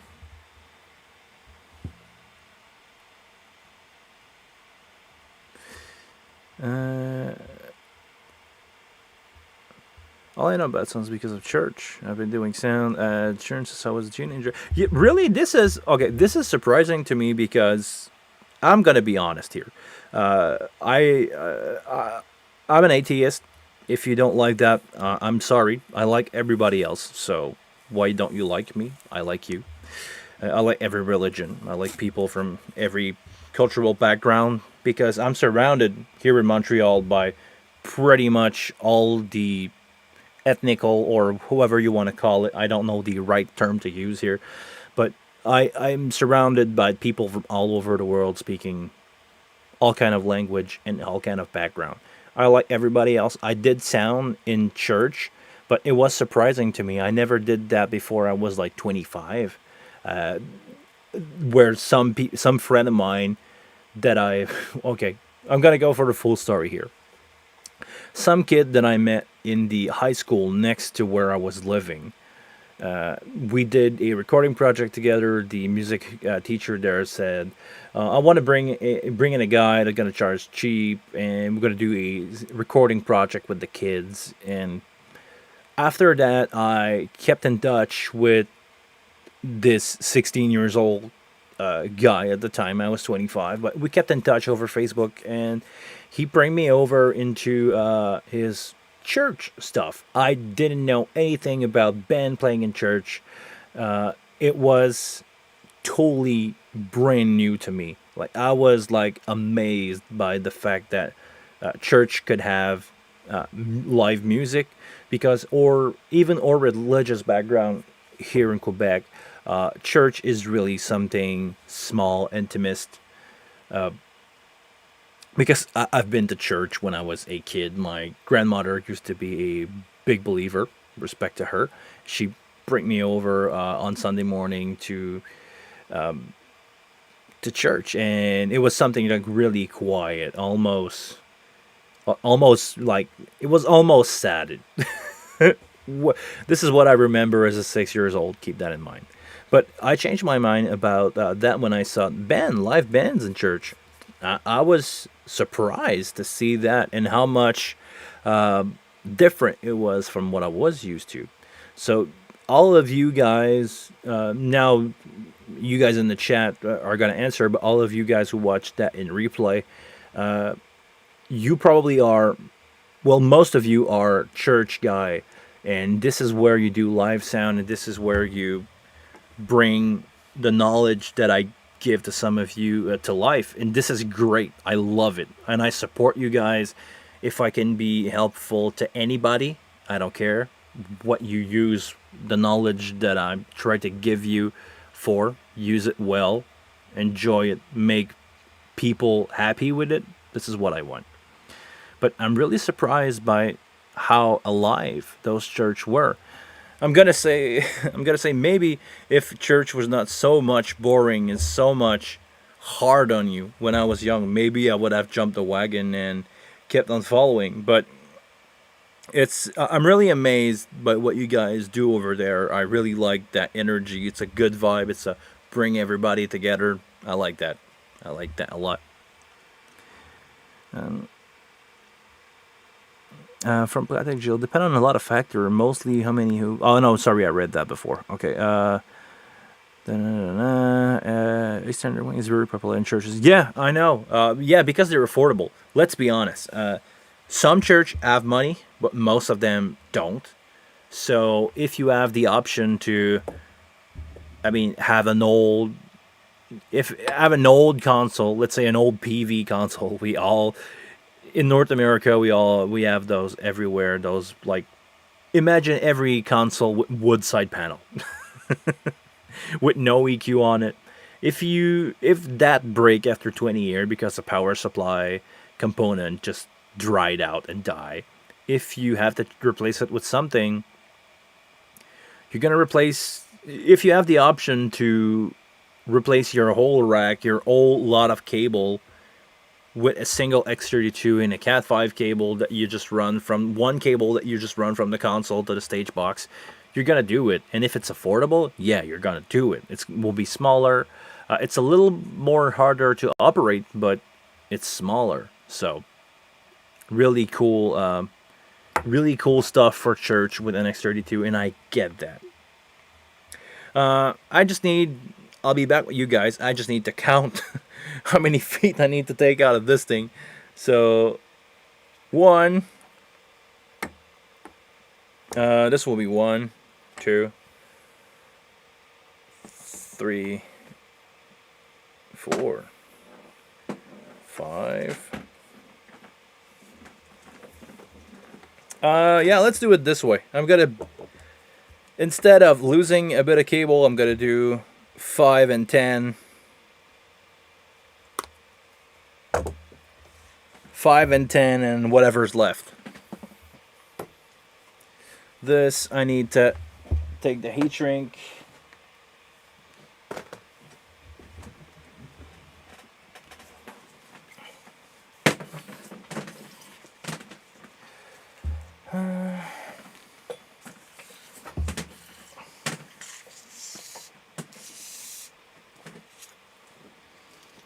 I'm gonna keep that for a longer cable.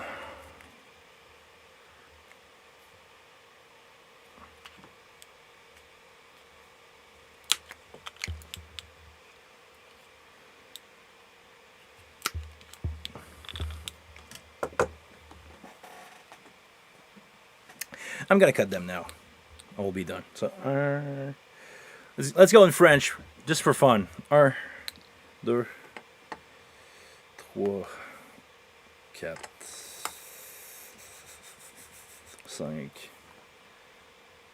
6, 7, 8, 9, 10. Est-ce que j'ai 10 pieds là-dedans?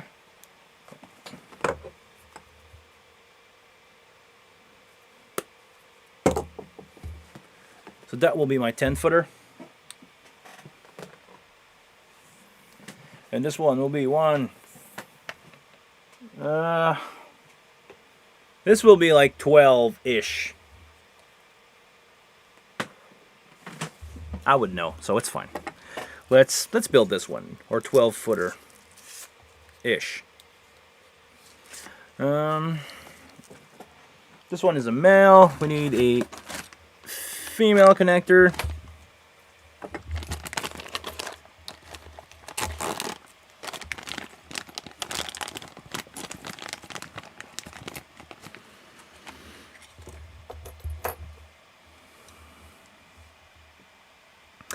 From Herman, we were using Yamaha LS9 before the Soundcraft UI. The UI 24R is the rack version that we talked about last week, yeah. Then the wing. Honestly, LS9 was a really cool console to do monitor on. I really liked that console to mix like on stage because I had 32 channel in front of me and I could just in press of one button do monitor mix. I was really quick. Like I was really quick doing monitor with that thing. A lot of fun with LS9. Even if, let's be honest, I don't know what really was the problem, DSP or converter, but there was something off with those boards. They did not sound good. Like it was okay. You could get away with it, but it was not good sounding at all. Like it was even worse than the M7CL. M7CL used to be a standard here. Everybody was using that when it came out because we had some PM5D here live, but they were expensive. So you really had to have a big show to justify bringing a 5D with you on tour. But every local, like everybody used to have an M7CL in their, like everybody now has an X32. Everybody had an M7CL, so you could basically ask the local producer to provide it for you. They would have it. They would not have a PM5D, but M7CL, yeah, all day. You could request that, and if you were lucky, like everybody was allowed to mix on it. Some band used the analog mentality back then still to, this is my console, you cannot mix on, this is the headliner console, you cannot mix on it. You have, like, this is how I end up mixing on PM4000. If you know what that is, you're old. But no, seriously, it used to be it used to be an old console, like old Yamaha with wood side panel with almost no EQ and stuff like that. So yeah, those M7CL and NS9 were welcome addition back then, and nowadays we laugh at them because they are so like not good sounding, but they were practical. Like I said, the same thing before for the X32. If you had the option to only bring an NS9 with you, and you have the budget to, yeah, the company who want to rent one for you, and you could bring that on a tour, it was a lot of feature for the size. Because you don't, with an LS9, you don't need anything else. You don't need external processing, nothing.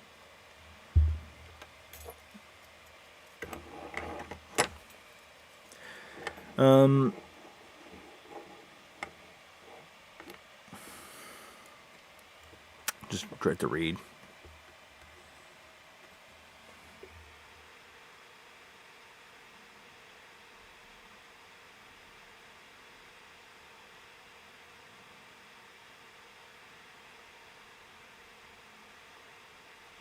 Yes, yes, Patrick. The old fashioned. I like your old fashioned quote here, where you basically the mentality here. I don't know. Maybe I don't want to get in trouble by saying this, but the mentality here was you had to suffer.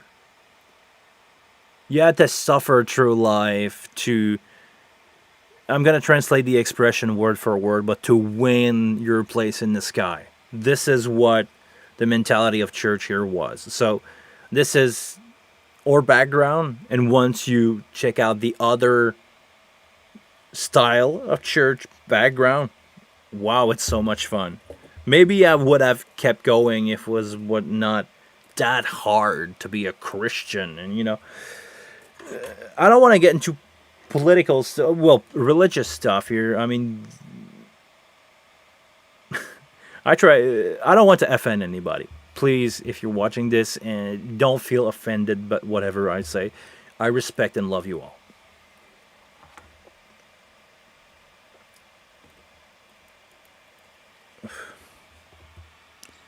I know I'm reading a comment afterward. Don't worry, guys. We're not.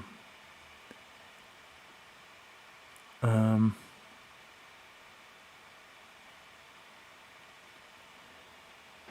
your church is so loud that you have complaint from the neighbor. Wow. Yeah. Yeah. M7C will go for really cheap now. I'm gonna talk Canadian dollar here, so I know it's worth less money for you guys. But in 2002 or three, an M7CL was worth $25,000, and in this year money, we sold the last one we had at the shop that where I work or used to work. I still don't know. No, I work. I'm still doing contracts with those guys. So I'm gonna say I work there. We sold the last one for $1,500 with the case. The case probably cost more than that to custom build back then, and we had expansion slot on the back. So yeah, M7CL, really cool stuff, really cool console, but man, they were practical. They were not good sounding. They were practical. You add everything in the box, and that's it. This is the same reason why we sold or LS9. We used to have two, a small one, a 16 and a 32. The shop where I work, we sold ours to school because they don't need much. We are pretty much the only professional technician to go there. So give me an LS9 all day before anything analog. And if I'm the one who's writing the fader, it's not gonna get destroyed. And I have everything that I need. I have a parametric EQ for the PA. I have EQ and compression for my microphone, my podium, my lavalier, my handheld for the presenter or the kind of show that I'm doing there. And I have enough of input to do a small band. Like if the school want to do a show where I have like one podium, a headset mic, a school band, and a play, I can do that on an LS932 all day. I have enough input. Like if you do musical like we used to in one of the school where I used to work, we needed like it was a big production for a high school. We used to have something like 24 headset for musical plus a band plus, so we usually bring the Pro 2 because we needed all that processing and that many input. Nowadays I would bring the Wing because I liked it. As soon as they fixed the scene recall and snap recall stuff, as soon as that is fixed, it will be musical ready. A Yamaha 1460W studio. What is that? Hold on, Patrick. I have to Google that. A Yamaha 4416.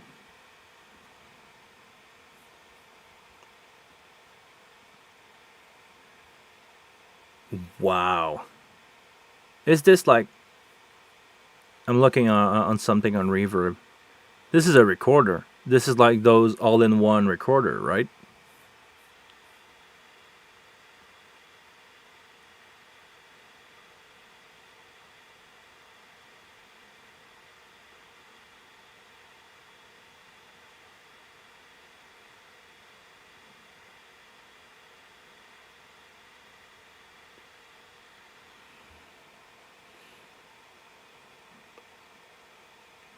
Yeah, the X32 was so much of a game changer when it came. Oh wow, sorry, I'm just looking at the Yamaha. It has a slot an internal hard drive. Okay.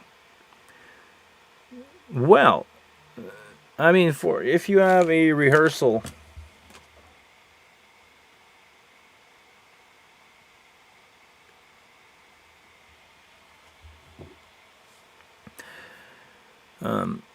if you have a rehearsal space and you want to record your stuff and don't want to bring anything, yeah, sure. I mean, just bring an extra hard drive or swap the hard drive on that thing, and that will help you get some demo. Honestly, nowadays I would bring a XR18. Yep, it's all in one, direct to CD with a 640 gigabyte. Okay, can you swap the hard drive? Can you like, could you have two and just swap the hard drive, bring it home, dump it, and have it? Or maybe it's just easier to record straight on a CD, do a mix with headphone and record on a CD. Record on the CD. Wow. I remember. I remember the first time I was able to do this. I'm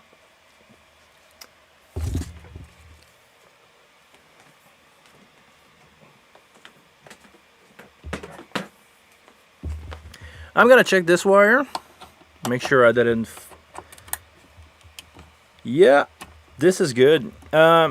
You guys, because I'm doing a really long stream, I'm gonna take a 5-minute break. I'm gonna need a new coffee, and I'm expecting someone maybe this afternoon. So, if you give me a minute, I'm just gonna make sure that we have that my front door will be ringing if somebody is to show up. So, gonna Velcro this. Give me a minute, guy. It's almost 1 o'clock. I'll be back before 1. Just give me a minute.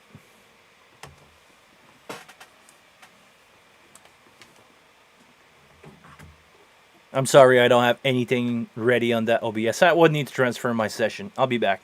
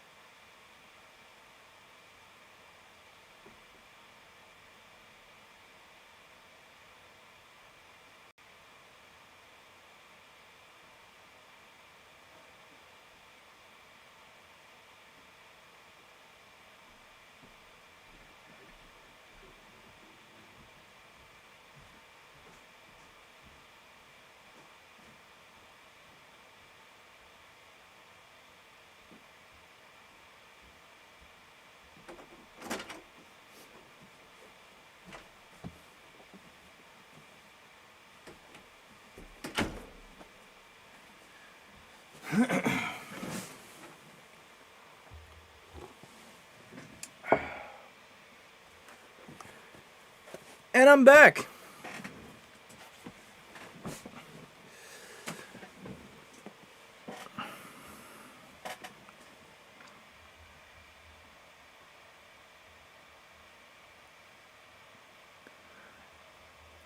Okay, so those old hard drive were not swappable.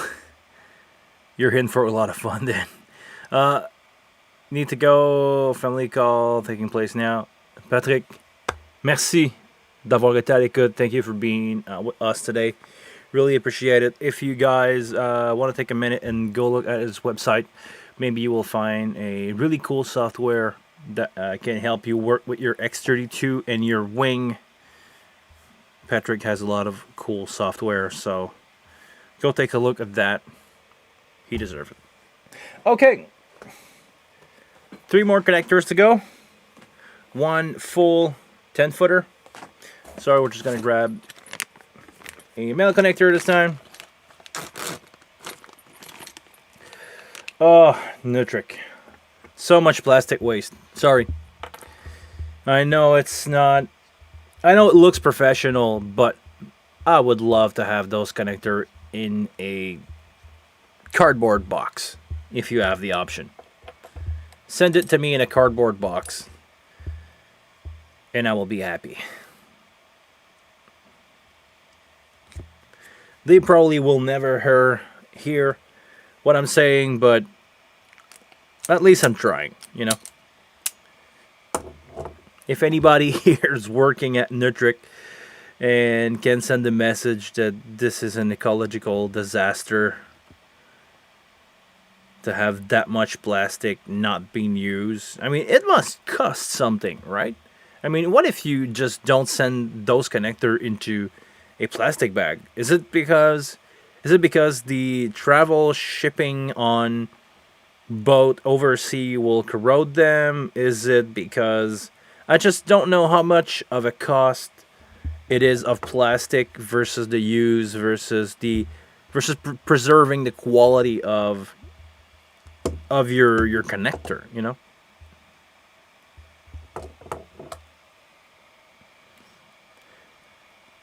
Because it makes sense to me that you need to preserve an item that you're selling, you know?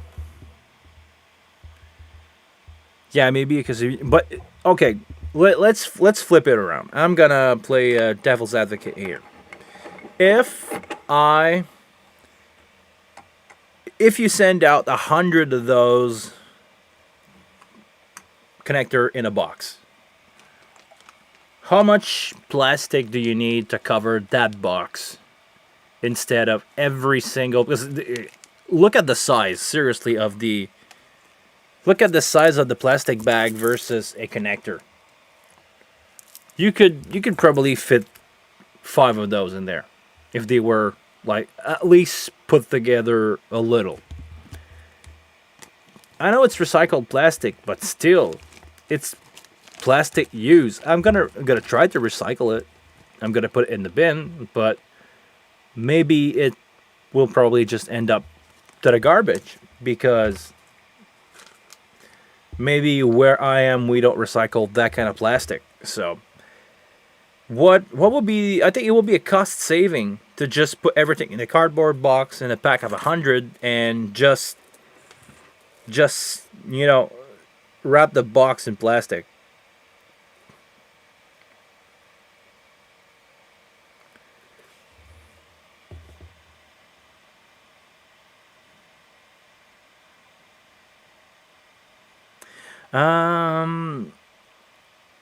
From Herman saying, but I think it helped to extend shelf life of the connector without the pins getting corroded. On a oh well, I don't know what kind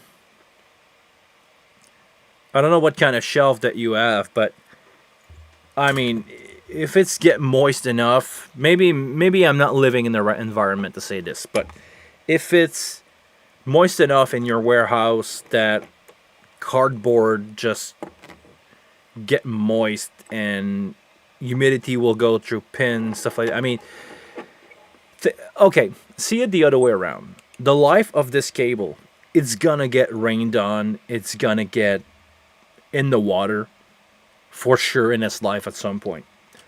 I never seen a connector getting bad because of that. I saw some cable getting so corroded that they were not conducting electricity as good as before. But it's usually next to the connector. You cut about a foot of it until you don't see any green residue of corrosion on the copper, and that cable is good to be back on the show. Sorry about the burping guy. But I never seen, me personally, it may exist, but I never seen a connector being so corroded that it was not good anymore. The cable, yes, but not the connector. So, I don't know. Maybe it's for the prestige of having your connector individually wrapped in a bag. But I think there is a way around that, or at least to cut that bag in half, if not a bus of 100 in one plastic wrap. Okay, so pin one here. But I could be wrong. I could be wrong.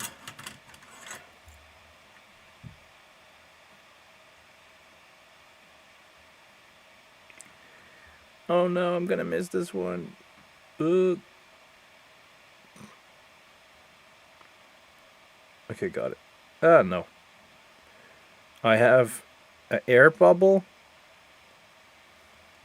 If you ever did connector, you know what I'm talking about. I have a hair bubble in the solder here. So when I push my my cable in, it just pushed the lead outside of the connector instead of merging together.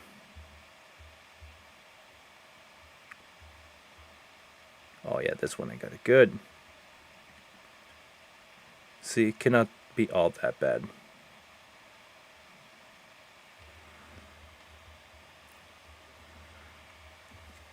And I did a funny fact.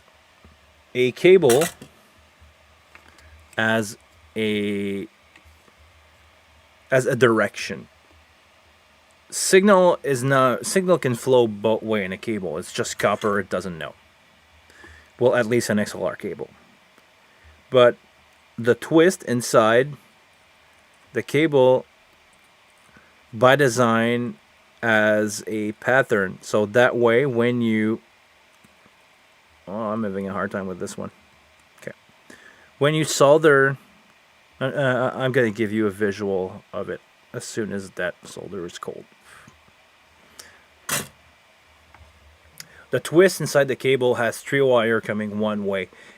They phase, if your connector is on the right spot, the pin 1, well, not the pin 1, but pin 2 and 3 will be lined up with the hole in the connector and with the hole in the back of the connector. Right now what I did is I had it backward, so now I did a male, but it was oriented like it was a female. But if you're doing it the right way around, like, it's gonna work. That cable, it's not gonna be less effective because I did it that way, but it will be way easier because everything will just line up. Those cable will basically, when you open up the sleeve, those cable have the right order to be soldered into the connector. But this one's gonna work. You probably worked with a lot of cable that were did backward. It's not gonna change much. It's not affecting the signal at all, or as far as I know. Some people really like to call me out on stuff like that, so I don't know. We'll see if any one of those guys come up and call me an idiot or something, because I'm saying that, you should not wire a connector backward.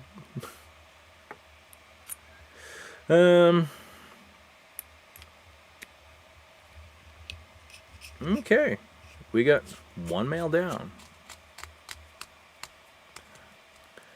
Yeah, while we're at it, please everybody, give this video a like if you like it, or if you are live with me, give this video a like. I really appreciate the fact that some people take time of their day to be with me. And if you want to help me get those streams more popular and keep on doing those at some point, because I don't plan on stopping at all. This is why I'm doing like all kind of stream. But if you guys want to help me continue and maybe at some point having a financial help to get a little bit of money out of those stream and get it popular, so I can at least justify maybe one day not taking a bad contract and just do my live stream instead of go working, give this video a like. I really appreciate the fact that you guys, some of you like this. And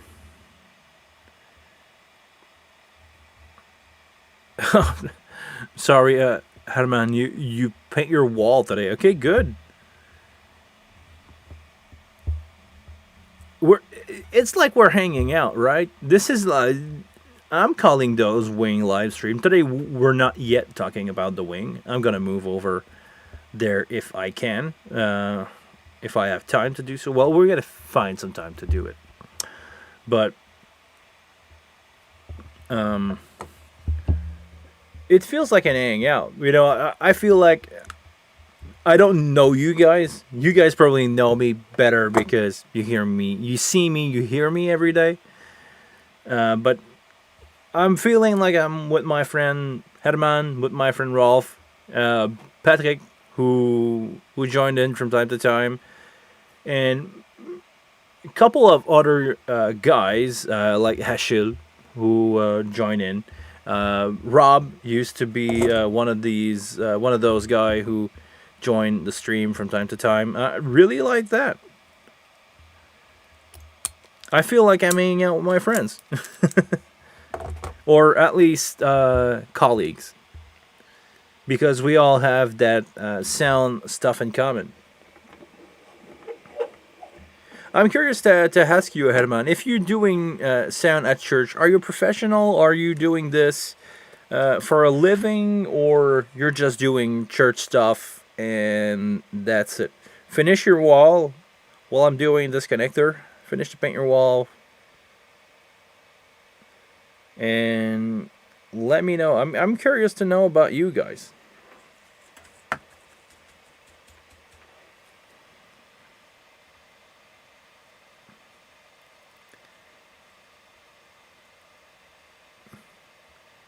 I used to enjoy doing cables like that. Actually, one time, I did 2 days straight of cabling for a show because I built a kit.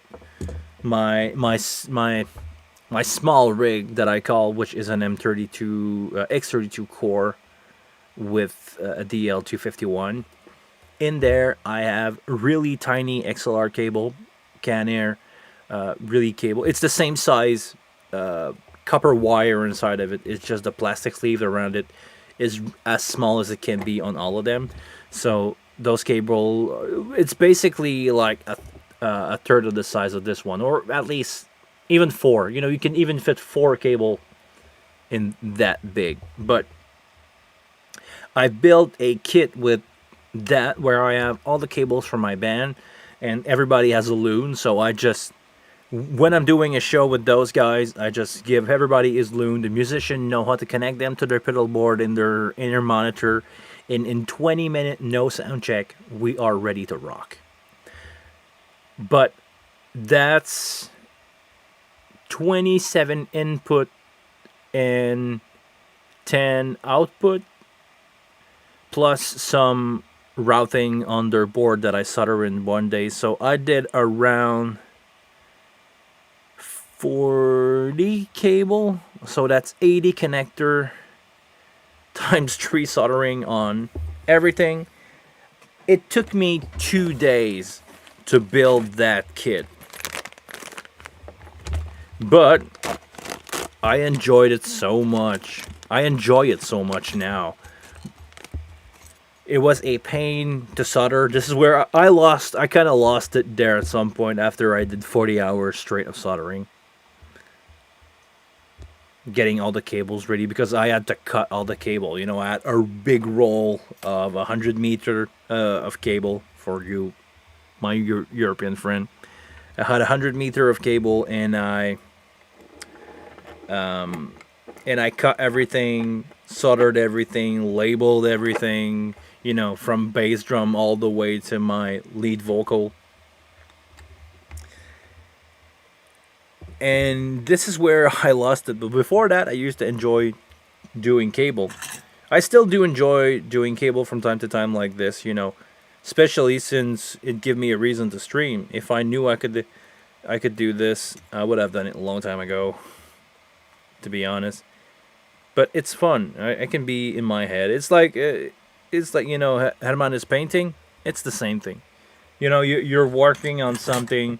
You get lost in your head. You're getting lost in your space, and you're just writing the vibe and getting productive. To me, that feels good.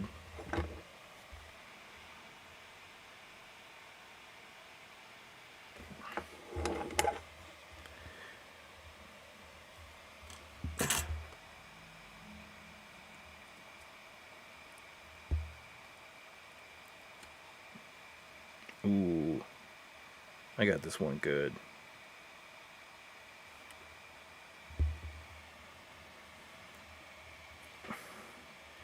Sometimes for pin 3 you have to bend the connector a little bit. This is what I'm doing right now.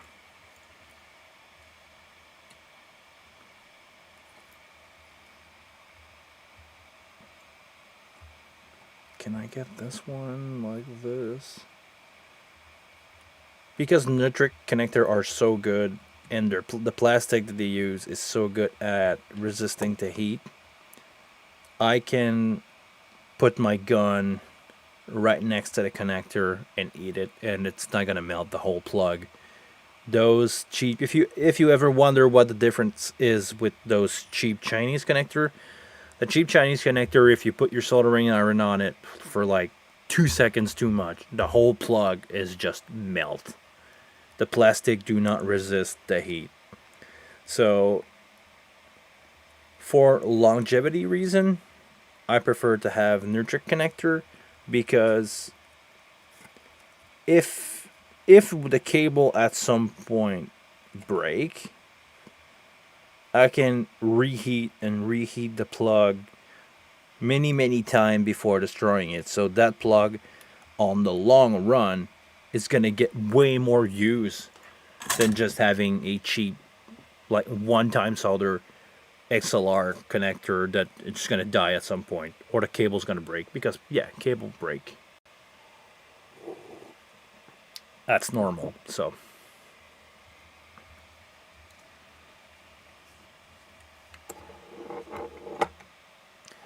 Herman, you're an electronic engineer. Really nice. What are you like?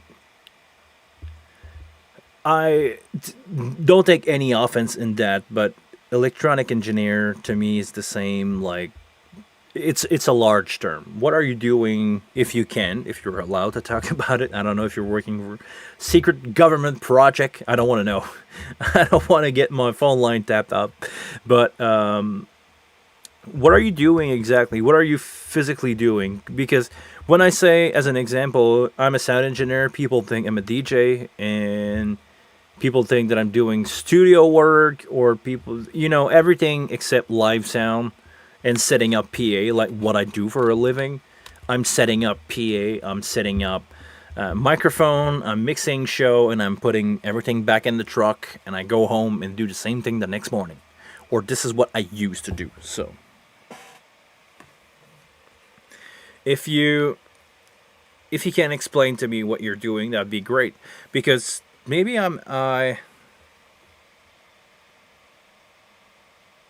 you design ion sound system for cars. Wow.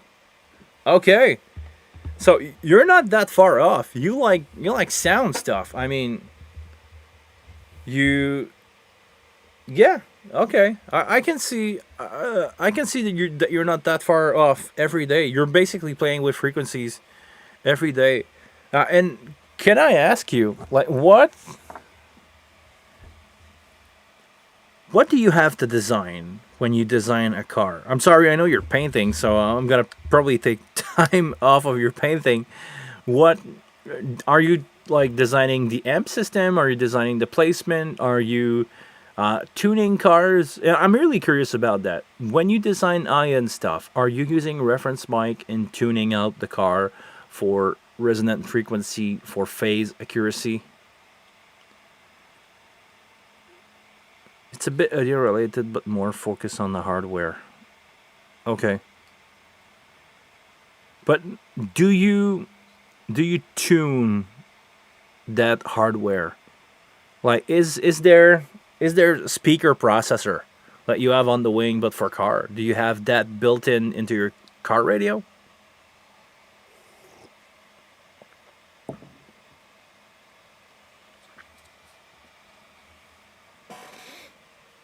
Because I could see a use. I mean, it would make sense to me if you can, like, use Smart. Smart is a tuning software for PA, and just to basically tune your PA in your car.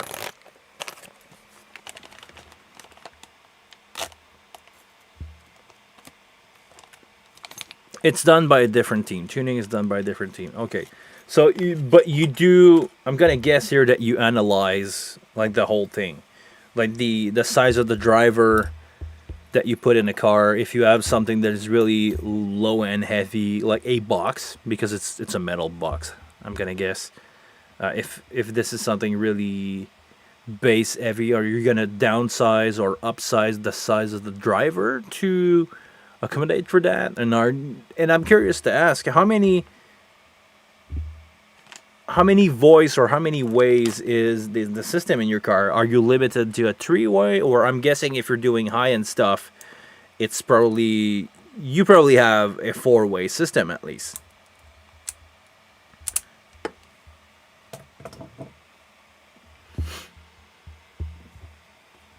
Because for those of you who don't know, the more driver that you have reproducing the full spectrum of frequencies, the more or the less distorted it will be, because each driver only have to provide some frequencies, not all of them. Like, it's not like one full range speaker. It's a lot of smaller part of the range speakers that you put together that will give you a way clearer image, less distortion.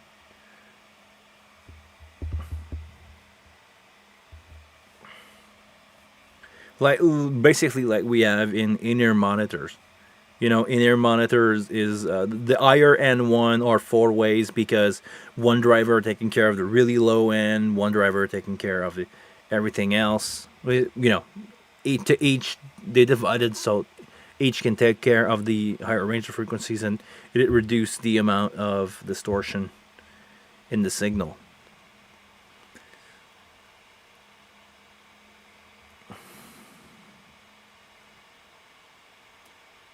Amplifier and DSP, okay.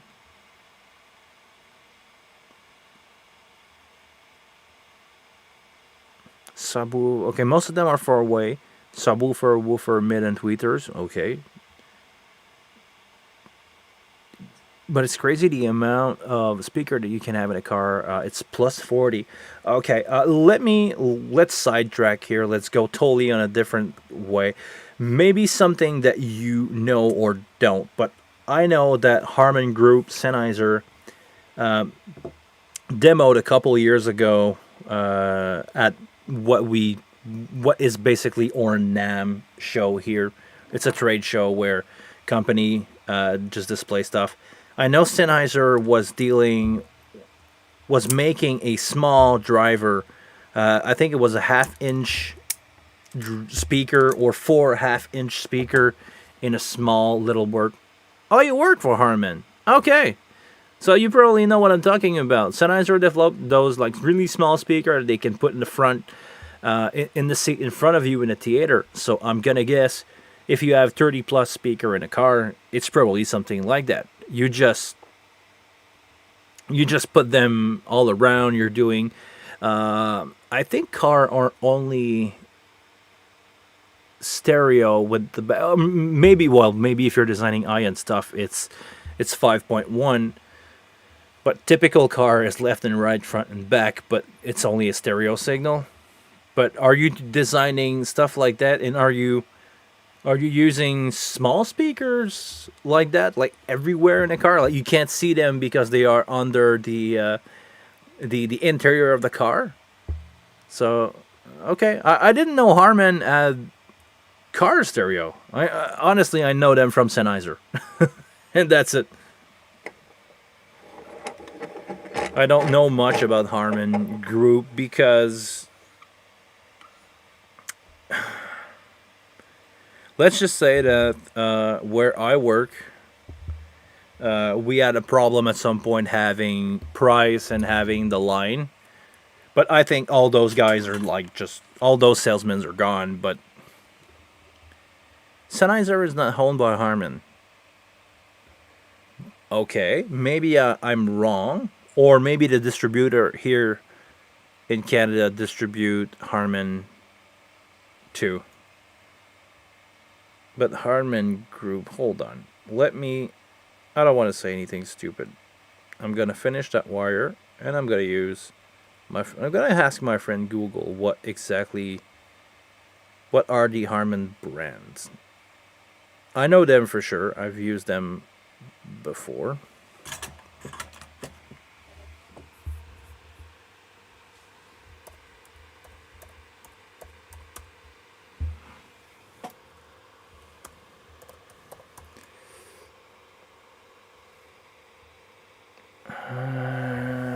Harman International.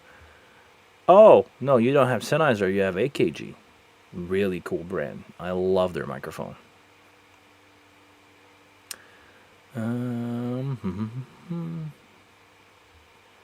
Harman is a Samsung company. That's from the website. Okay, I didn't know that. But the brand, for those of you watching and that want to know, the brands of Harman are AKG, Infinity. I don't know what that is. JBL, Lexicon, Mark Levinson. Never heard of those. Reveal. Never heard of those. Our Reveal. I think those are studio monitor. AMX. Seen that before. Crown. Martin. Lighting. Soundcraft. It's Soundcraft. There you go. It's Soundcraft and BSS. Soundcraft, BSS, DBX, Digitech, another GBL, and Arcam. I don't know what Arcam is, but I also see some partners. So you have BMW, Toyota, Harley Davidson, Fiat, Chrysler, BMW, and Audi. Okay, I didn't know the Harman was that big into car.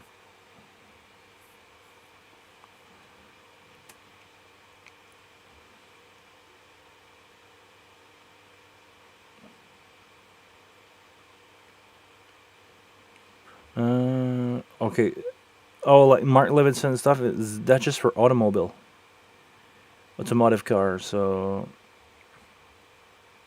okay, so it's different from the Pro brand. Okay. Well, I've learned something.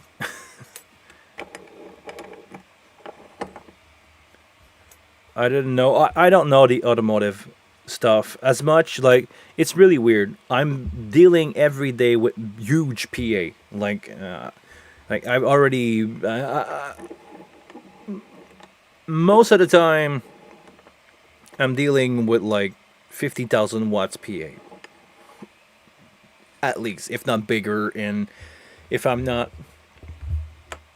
mixing in talking about JBL, if I'm not mixing in a Vertec kit of $48 per side, those are the good days, but I did that before. If not, I'm using a small RCF kit with, $4 and 4 subs per side. That's our small line array. Good enough for like 1,000 people, a couple thousand people.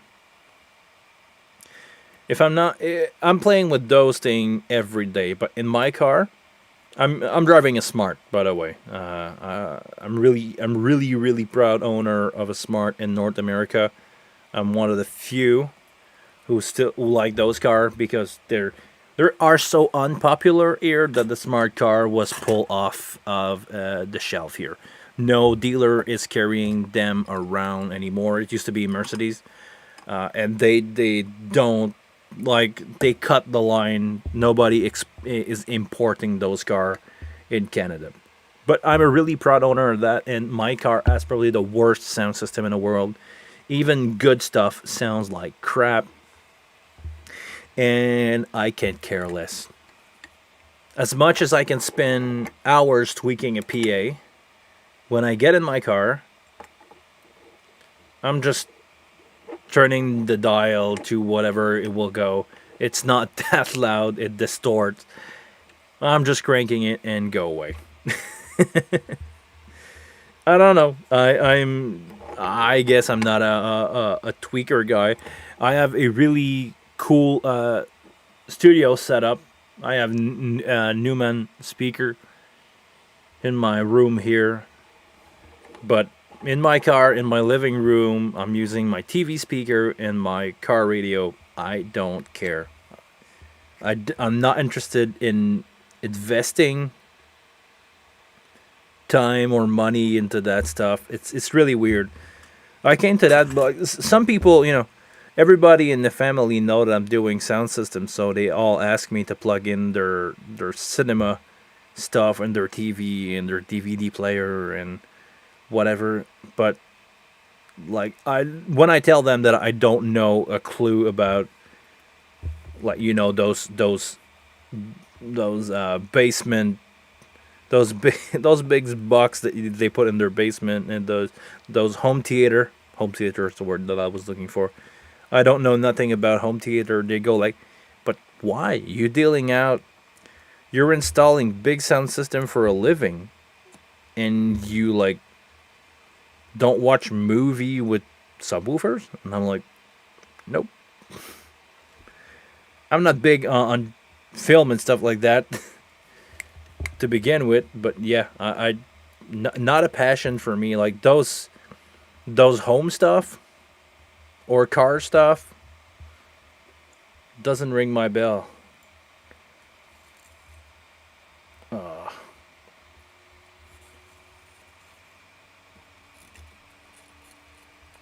Okay, I got it.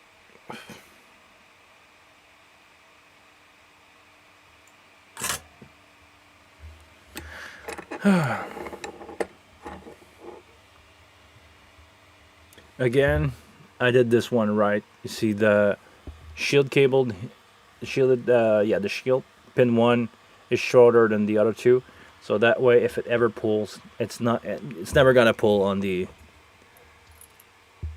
pin 2 and 3, which is my signal. Because you can lose the shield on one side of the connector. As long as you have a ground somewhere, it will still work. Maybe you will drop a couple dB of audio signal, but the cable will still work. It's not gonna go. It's not gonna work with phantom power, but anything else will still pass signals. So sometimes it's better to have no no pin 1 than no signal. I recommend you to have signal all the time, but please take care of that. Hey, are we almost done? Probably. Oh no, I'm stupid. We're not done yet. Yeah. I just did that. Okay. Let's do it again. And I'm going to build an extra wire just in case.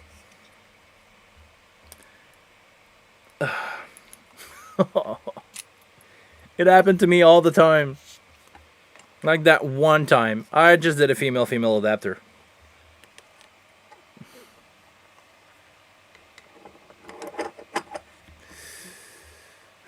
Okay, so I'm gonna give myself credit here. From the factory, the cable was wired backward. So I'm going to do it again.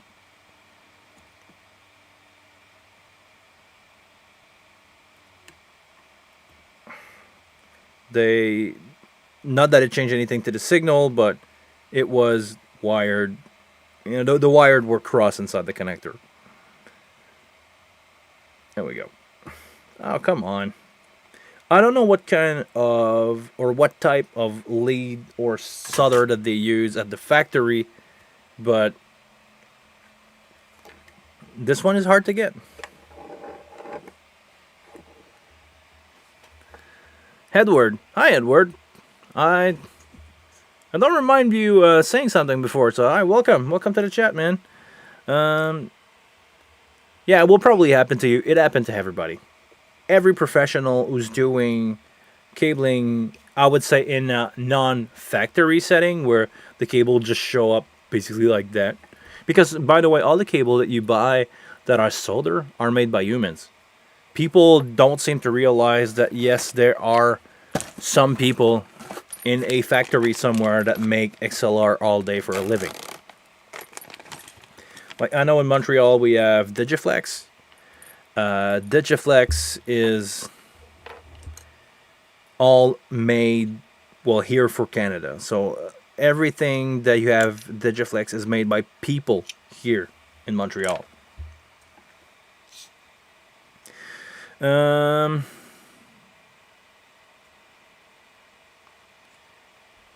Maybe Nitric could color code their plastic bag.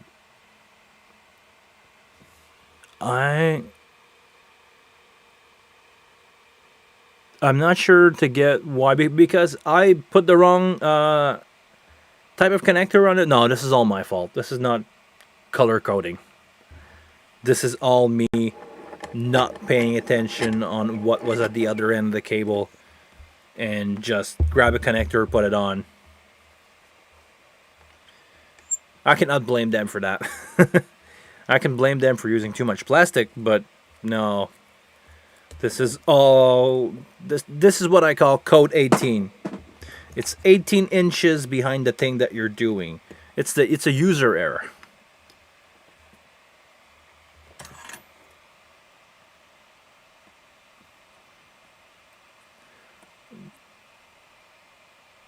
So, oh, it's 1:30. We're getting back to the usual hour of the stream. I know for most of you guys in Europe, it's 7:30 at night. To me here, it's 1:30 in the afternoon.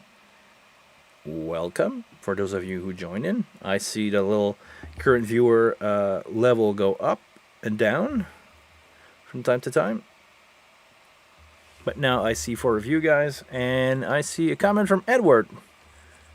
How's the wing? I've been enjoying...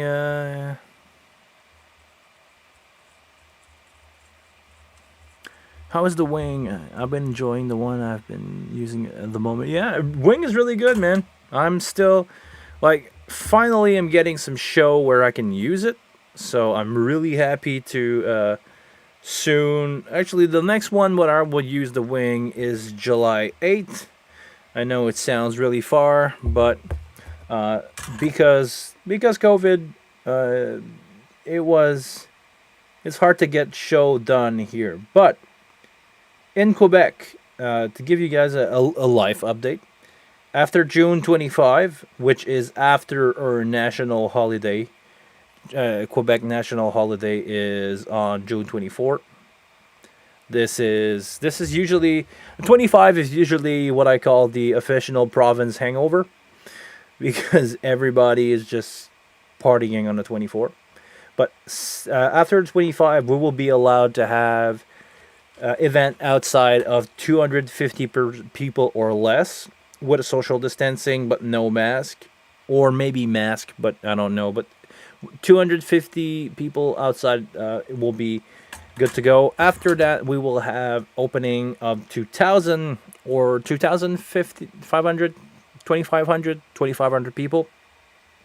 That's going to come out after that, and inside will be restricted to 250 people. So we're not opening full on, but we have opening. Now everything is closed. Every bar is closed. Every restaurant is closed. So the only kind of show that you can do currently is outside. There is not much of a regulation depending on the kind of zone that we are. Right now I'm in the Montreal area. We are a red zone, but if we travel, I'm gonna go next weekend in a yellow zone where they are allowed to have event outside of 250% or less. So I can do show. That will be with my with an X32. It's not gonna be mine. It's an X32 rack that I will bring with me. But on July 8th, I will do a show for a city nearby, and this will be. Hold on, I need to look at the.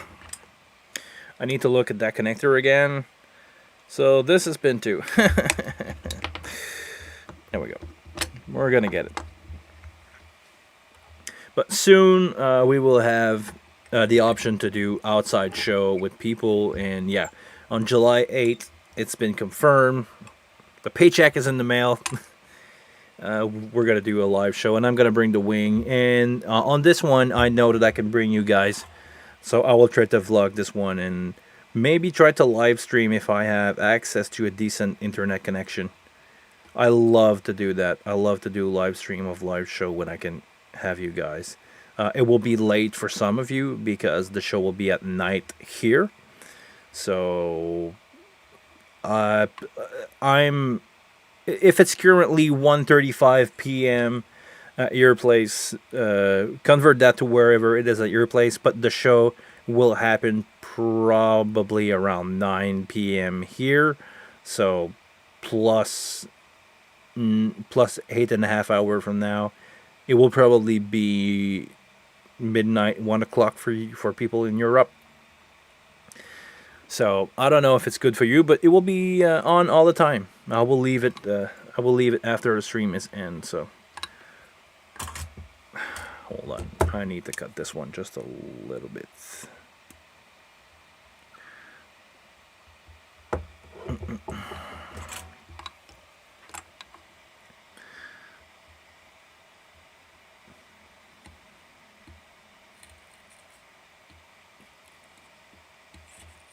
On a side note, I don't know if you guys noticed, but on this wire that was made from the factory with a female connector on it, the sleeve or the pin one was not did not have solder all the way here. I'm gonna show you. The cable here was almost solderless. They only put a tiny touch on the top, but I prefer to have solder here all the way because it will be less. It will be harder to break, I believe. So maybe I could be wrong, and maybe if it was loose, it would not break that easy. But I believe the stronger your cable is, the less chance you will have to break it. But from the factory, it's not solder. So I don't know. I don't know which one is better, but I prefer to have it solder all the way.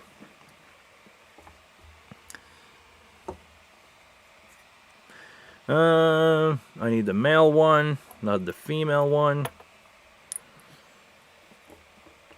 We're almost done with cabling. Gonna try this.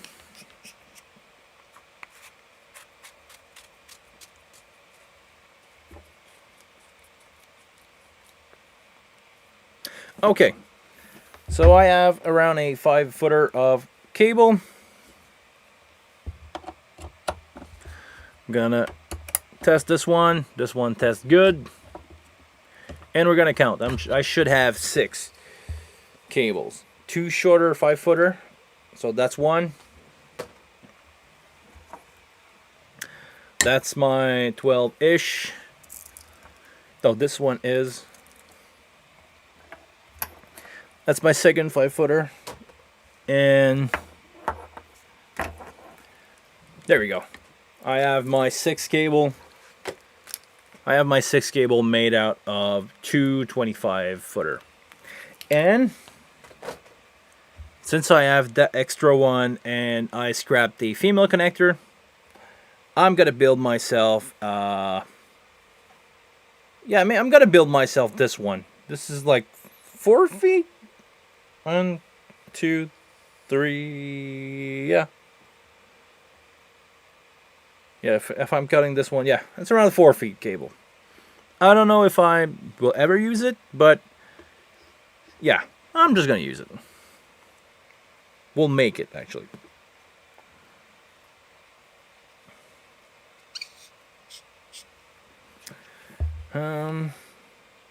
I'm debating if I should do a like really short stereo cables, like if you want to patch something in a rack. But I don't think it will worth the cost for the client. Okay, no, let's just do one more.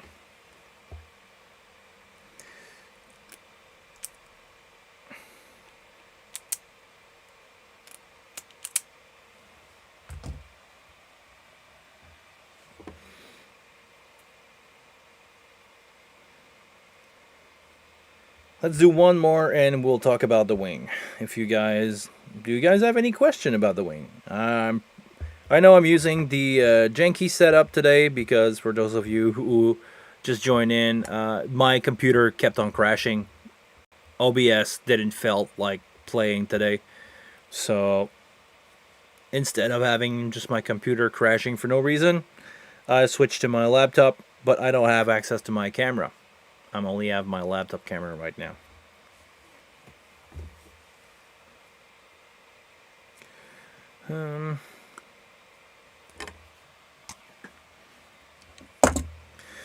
Oh, forget one. Forget one of those rope thing. One day I need to ask somebody who built those cable, why do they need rope? Because some company do, some company don't.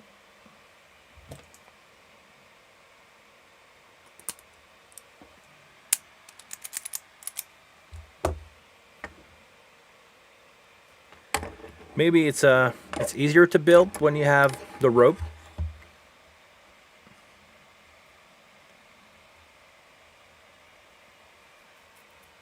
And also, on a side note, one day I can show you guys how to build Cat 5 cable. Yesterday I went to a friend's house and helped him build some Cat 6 for his home Ethernet. But because the wing and the AES-50 protocol work really good on Cat 5, Cat 5e, shielded by the way, maybe I can show people how to build it. How to build those cables. It looks way more complex than it is. Now we have pin 2 here on this side.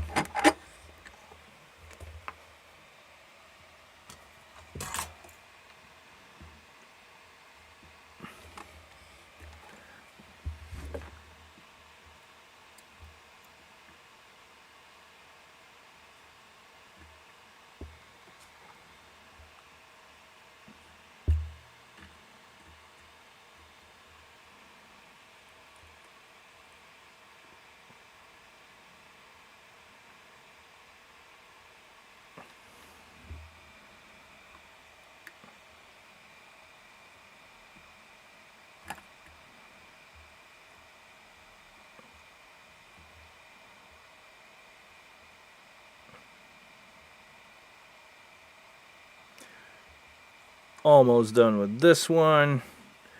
I always like hold my breath when I'm soldering those cable in, just because like I don't want to breathe on it, because if you make the solder cold too fast, it can create what we call a cold solder, which will eventually break. So I try, when I'm letting the solder cool down, not to speak or not to blow on it.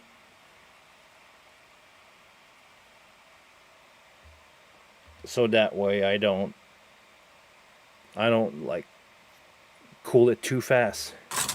And it's not gonna break on me. Not on you, on me. It's not gonna break on me. There we go. Now we got a female in this one. I'm gonna add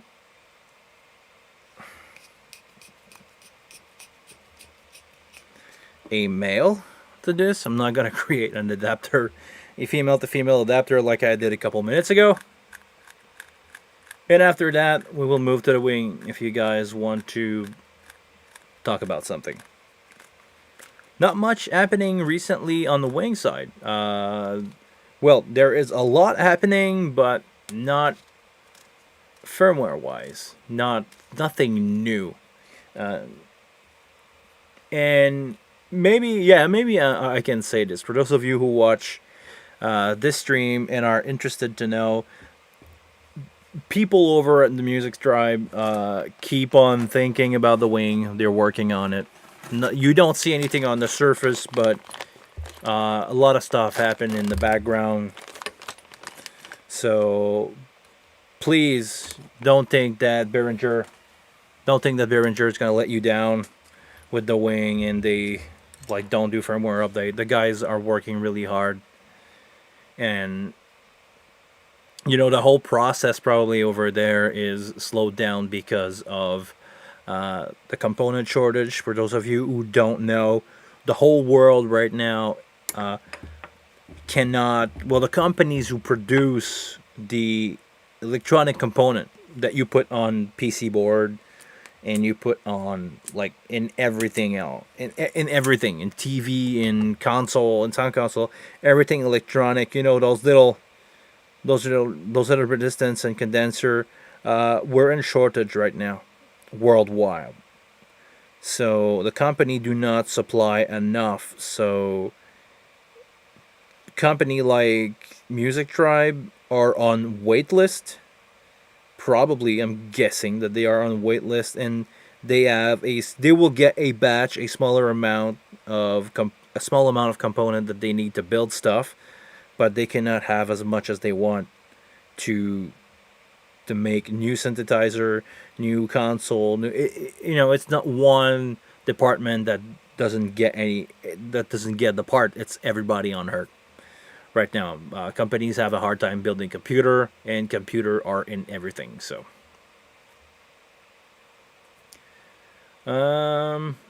what's happening?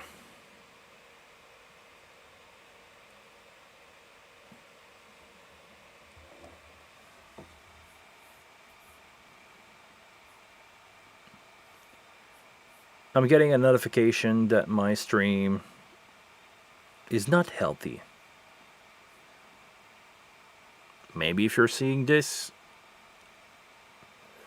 I don't know. I don't know what's happening here. I hope I'm still live.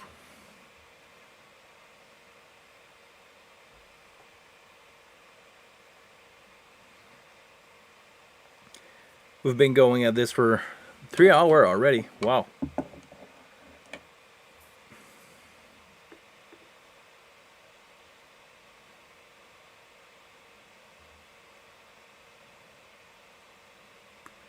Is this a maximum on YouTube? Can't you stream for more than 3 hours? I'm gonna try to do a reset quick.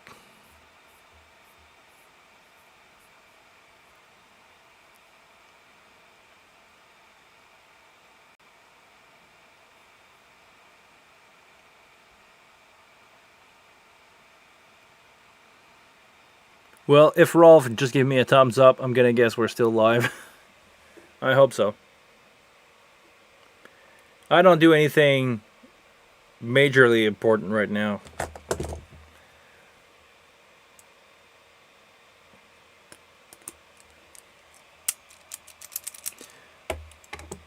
If you miss a part of me doing cable, you don't miss much.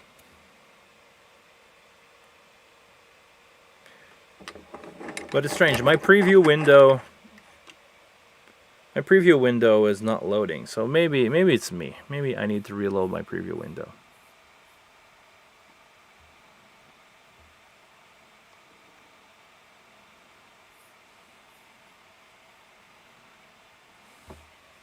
There we go. It's back.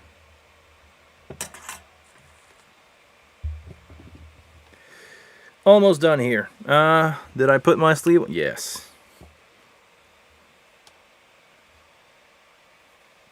One time is enough time.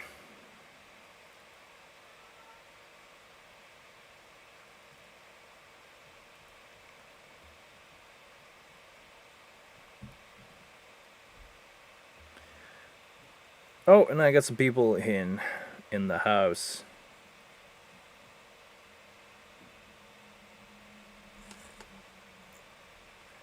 If you hear some stuff in the background, it's okay. I'm just going to finish that connector and greet them. So, you know what? Hold on, guys. I'll be back. Another break, because I've been going at this for 3 hours. I'm allow myself to take a break. Actually, more than that, 4 hours.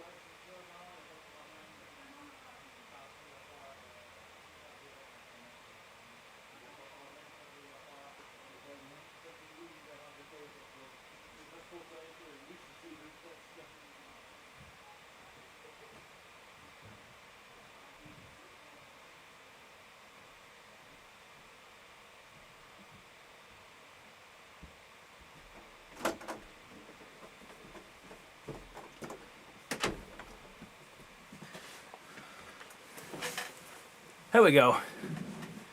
We're back. Sorry.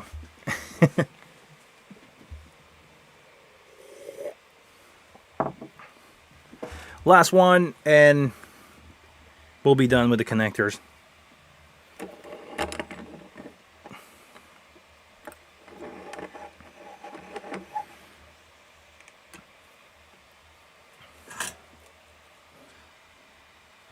So, do you guys want to talk about the wing today or not? Because I'll be honest with you guys, I'm not putting out as much video as I want to because I'm starting to running out of subject. I did cover most of the bases of the console, but now I just don't know where to go. Because how many times can I explain to people how to patch the console? How many times can I explain to people how to label their input? You know, once I got that down, what can I do? I don't do studio stuff. I know a lot of people are interested about studio stuff, but I'm not a studio guy. I can teach you how to route, how to do some routing and get you going to record, but I'm not a studio guy. So, like, you know, tricks. I know some trick of the book, but what, you know. I just don't know where to go with this. So I've got some funny idea. I want to maybe I want to start a new series where I explain some live tricks, because there's not a lot of content on YouTube about live sound other than what Dave Rat is doing. There are some other guys, but I mean, not much. But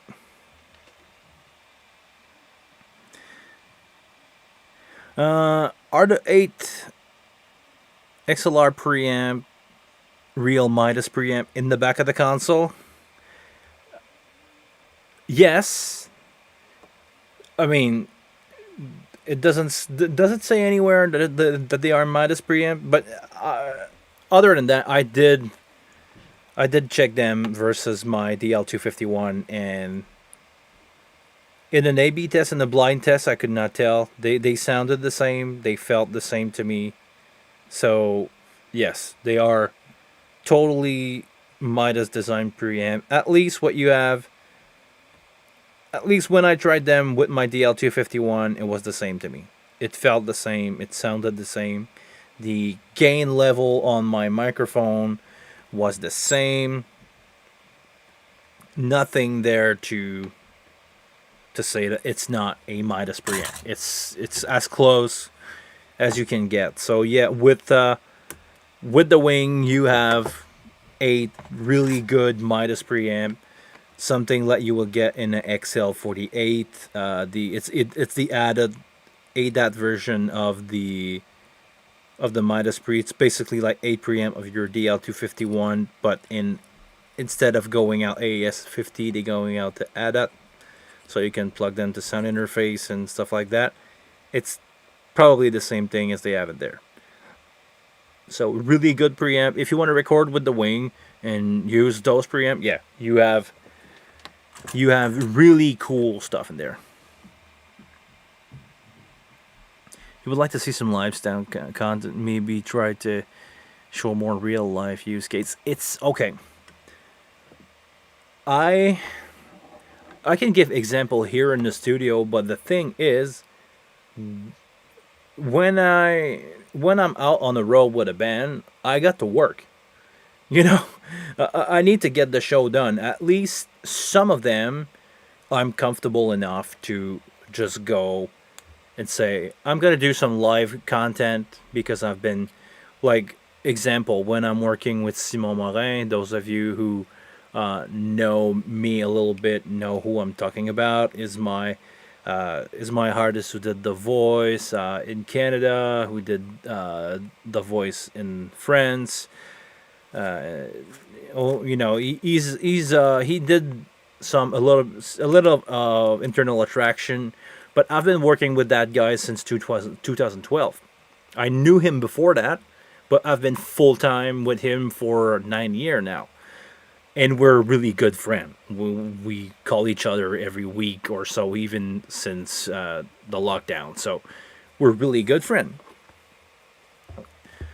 He allowed me to do this. He's the one, you know, my little cartoon face that you have in the bottom of the screen. It's on the other side. On this side? No, it's on the other side. On this one, on this side. So my little cartoon face that you have there, he's the one who drew it for me. So he's aware of my YouTube channel and like that, and like the fact that I'm pulling out some stuff out there. He's good with that. But some other event are like, dude, I'm paying you to work. I don't paying you to film out stuff. So get the job done. If you have free time and you want to do, and you want to play with your phone, go ahead and do it. But bringing camera and stuff like that with me all the time, that's hard. So I need to figure out a balance. I need to figure out a way to get this working. As soon as I can do that, I'm planning on do some really like in-depth stuff when I'll be on a festival at the end of the summer when I'm doing the mural festival. I know I will have some time off. I know I have 4 to 5 hours a day that I can just be on stage. I have some free time. I'm technical director there. I'm the one in charge. So if I want to come in a half hour earlier, do some video about the monitoring, about the setup, I have a all access pass of the whole thing. I'm my own boss there, so I can do it. And I know the festival is really like I know the festival like promotion, and they like me, I guess, so they will let me do it on my own term as long as I don't, say something bad that could affect the sponsor. But so far I'm keeping it politically correct, so no problem there. With what I'll be doing with Escal, the project that I'll be working most of this summer, it's a little bit touchier. So I will try if I can to vlog the whole thing, but I need to get a show going, and if I have free time, which is not planned in the schedule, I will take some shot. But it's hard.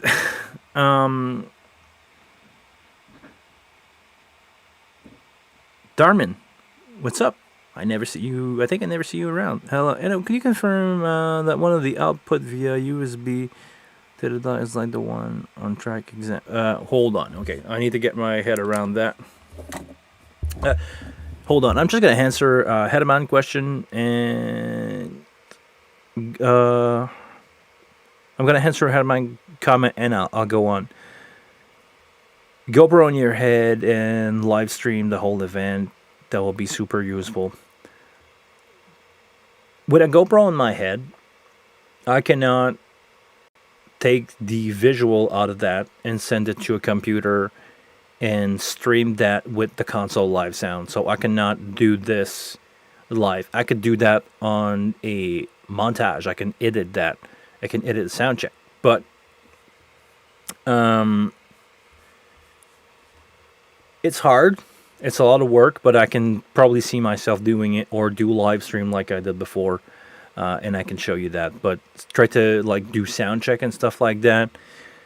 I'll see what I can do. But GoPro, yeah, the thing is with GoPro, as much as it's not in my head, it's my hand, it's on my head, it's not in the way. People don't like that. People who working on a load in or a load out don't like to have a camera pointing at their face filming every move that they made, and I get that. So, I'll get that. I need to figure out a way to not be too much intrusive in the life of people to make it work, but I will. Okay, Darmin, sorry, I'm back to your comment. Hello. Could you confirm that the output via USB to the DAW is like one track? Can be set up that 40 channel are linked to the DAW at one time manner. Okay, I think I tried to understand. Oh, we chat on the Facebook. Okay, I'm sorry, Darwin. I see a lot of people there. There's 8,000 member. I don't remember everybody, but thank you for coming to the live stream. Really appreciate that, and I will answer your question. The USB output of the console from the USB out can send 48 preamp, so 48 mono track to a DAW. I have a video where I show how to set it up with Logic. But yeah, you can send 48 mono input out to a DAW and record 48 mono track, or combine them. No, I don't want to say combine them into stereo, because a stereo track is 2 mono track, 1 left, 1 right. So the Wing USB can output 48 mono track or 48 preamp to a DAW. That way you can record 48 microphone or 48 DI input there. The console can deal with more than that. The console have 48 channel that can be mono or stereo, so that allow you to have more preamp assigned, because a stereo channel can have 2 preamp assigned to 1 stereo channel. It will be treated as a stereo source, so 1 preamp will be left, the other one will be right. But if you fill the Wing with all 48 stereo channel, you will have 96 stereo input. But you're limited to 48 channel. So you will have, the chances are you will have way less than 96 input. Sorry, 96 input. But you can have up to, like, I know, so somebody sent me an email this week talking about keyboard. He has a lot of analog keyboard and he wanted a way to record them easily. He was thinking about the Wing with a stage box to have enough input. And for him, it will be great because he could have 48 stereo sources connected to his Wing. Because keyboard most of the time are stereo, not always. But 48 channel of mono or stereo signal for him is a really good advantage. Let's say over an X32. So Wing is good for that. But if we're coming back to USB, USB is 48 mono signal that you send. After that, if you want to combine them to be stereo and have less track, you can, but it's only 48 maximum. If you want to have more than that, you can have an optional Dente card Dente card will give you 64. It will give you a way to send 64 preamp to your DAW. So if you have more than 48, that could be an option. Yeah, that would be your option for that. May chat on the user. Okay, I read that. I asked you recently, jokingly, if you finding out how the screenshot preset. Oh yeah. Okay, I remember you, man. We can do the screenshot. Yeah, really like that. Somebody showed me that a couple. Somebody showed me that a couple weeks ago. I didn't know. It's been there since firmware 1.7, but I don't remember seeing any release of that in any firmware release, because every time that Behringer or Music Tribe release a firmware update, they give you a list of the new feature that they add, but sometimes it's confusing because they're gonna say, like, possibility of or screenshot possibility holding utility and soul control. But if you don't know what that mean, like if you don't know the use case for that, maybe I flied over it. But anyway, now I got a video covering it, so it should be out there and people should know about it at least a little bit. And yeah, that's gonna come out. I hope it's gonna help people to have that feature helpful for them. Sorry. Anything else about the wing, guys? Let me know. I'm gonna cable check everything again that I did. I'm gonna check my small new little cable here. I don't remember if I check it, but just to be sure, I'm gonna check everything before I put my approval stamp on it. My approval stamp being, I'm gonna use them for a show.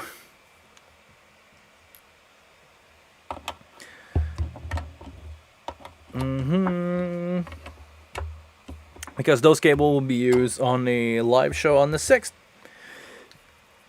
of June. That will be my first show of the year in front of people, like real people, not screen. This is exciting. It's been almost a year to the day since I had the option to do a live show in front of people. So I'm really happy to finally be out on the road. And especially since I'm going out with a friend, the guitar player that will do the show, because it's only a duo. We're not allowed to have full band performance anyway. And because of the restriction of people in the crowd, budget-wise, it doesn't make any sense to bring a band, and pay for everything. But yeah, since I'm going out on the road with a friend, we're going a couple 100 kilometers away from our home, play for people. It's gonna be a really nice feeling, really a lot of fun ahead, and I want to make sure that I have good cable to have fun with, because the last thing that I want is to have a hard time on my first gig of the year. It will be a totally me stuff, I'm really good at troubleshooting live. I'm really quick at fixing things live as they break down. I'm funny story aside. If you ever watch if you ever watch my video where I talk about in-ear, when I talk about the Shure 846, and I show a clip of me at the monitor board on a gig using the 846. That day, I had to run on stage on the catwalk in front of 5,000 people because the wireless of the guitar player was cutting. So I was doing monitor. I saw that something went wrong. Somebody looked at me. I look at my band gear guy. He was doing his stuff. He didn't notice. I grabbed the cable, run on the stage, unplug the wireless from the first pedal, the pedal board of the guy, plug that in, uncoiling cable as I run. He's up there having no sound on his guitar, and I jumped on my knees, unplug his wireless back, and plug it in. And it's longer for me to explain it than the time it took for me to fixing it. So yeah, I'm really good at fixing things live, and the guy still like he still referenced me for that. I'm still his hero because I saved him looking like a fool. Tried to do a guitar solo on a catwalk with like cutting in and out stuff. So I don't want to use those skills as my on my first gig. Would be fun if it's not happening. So sorry, I missed what you said in the chat. Okay, I recorded to the DAW as you said and edit my tracks so it all fits and work as a song, but I haven't. Does that mix or mix down? Okay. If I wanted to mix and master on the wing, I would then output back to the wing and record the wing live, so I can do mix and mastering. Rolf here had if you you could do a session for the SD card, set up recording, playback, operation with button. But oh yeah.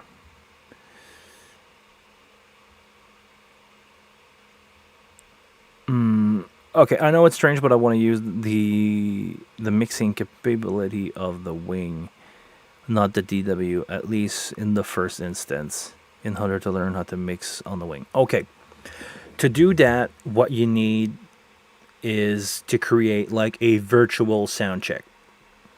You recorded your track. You tell me that you got that down. Since you got that recorded in your DAW, you need to output individual track into individual output. So your track 1 to USB out 1, your track 2 to USB out 2, 3, 4, all the way up to, let's say, 40 track that you have. On the wing itself, instead of having a preamp on the top, you would need to have USB there. Can I... because my setup is currently down, so I'm sorry, Darman, if I can't show you on the console. My computer just kept on crashing. I'm on my laptop right now just to keep the string going, but my main computer is dead or doesn't want to work today, so I'm sorry I cannot show it on the console, but try to follow along here. You should get it. If your input of every channel is the USB return, when you press play on your laptop or computer to have your session playback, it should output everything like if you had a band live coming from your computer, and you will be able to mix that those 40 channel in, and you need to patch your main out. So if you want to mix on your main 1, you need to patch your main out 1 to USB output 1 and 2 and record that. So that way you will have a mix of everything together that you created on the console and send that back to your DAW. You on most DAW you can probably play back and record at the same time if your computer is powerful enough to play back 40 different track and record that. If you're having glitching problem there, try to increase your buffer size on the USB output of the console. I think that's going to help you a lot. If you're having like distortion or weird artifact, just bring it to the max. It doesn't matter how much latency you have if you're mixing, and that way you will have access to every input, and you can tweak everything as much as you want. The only thing is you will be stuck with whatever you have on the console.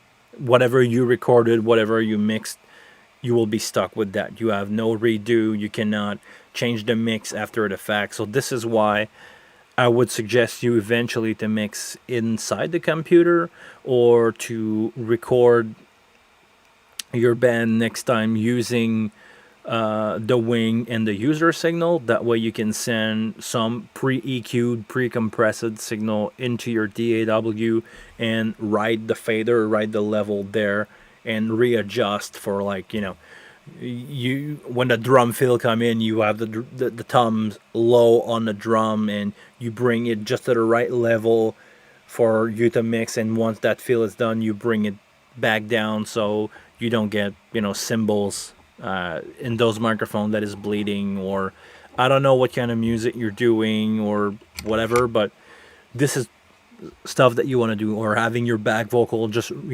up just at the right time and back down. So if you want to have only fun, I would say go with this. You will learn the console. If you want to record like professional stuff, I would suggest you to mix in the box, but it's gonna work both way.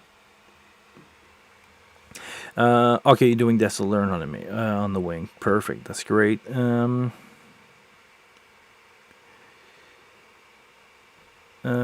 the only one. It's going to be a studio. Okay. Well, if you are, I would suggest you to record with what we call baked-in processing. So just print to whatever.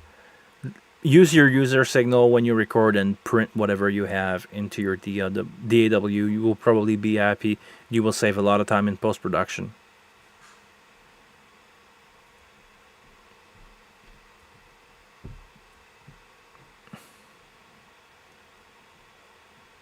Great. Hope that answered your question, man. If I'm not clear, just let me know. I'm gonna move my stuff around, and I feel bad that my setup is not working. I wish I could show you on a console. It would be way more easier. Just gonna clean after myself here, because maybe I can show you guys this. All the parts and all the soldering, like all the part I have to trim away from the cable is this amount of mess here. Like all those small little pieces of, you cannot even see it on a camera. I have small pieces of plastic, and this is bad, but this is all going in the garbage or recycling. I will try to recycle a small amount that I can, but when it's too small, sometimes here they do not allow it in the recycle bin. So yeah.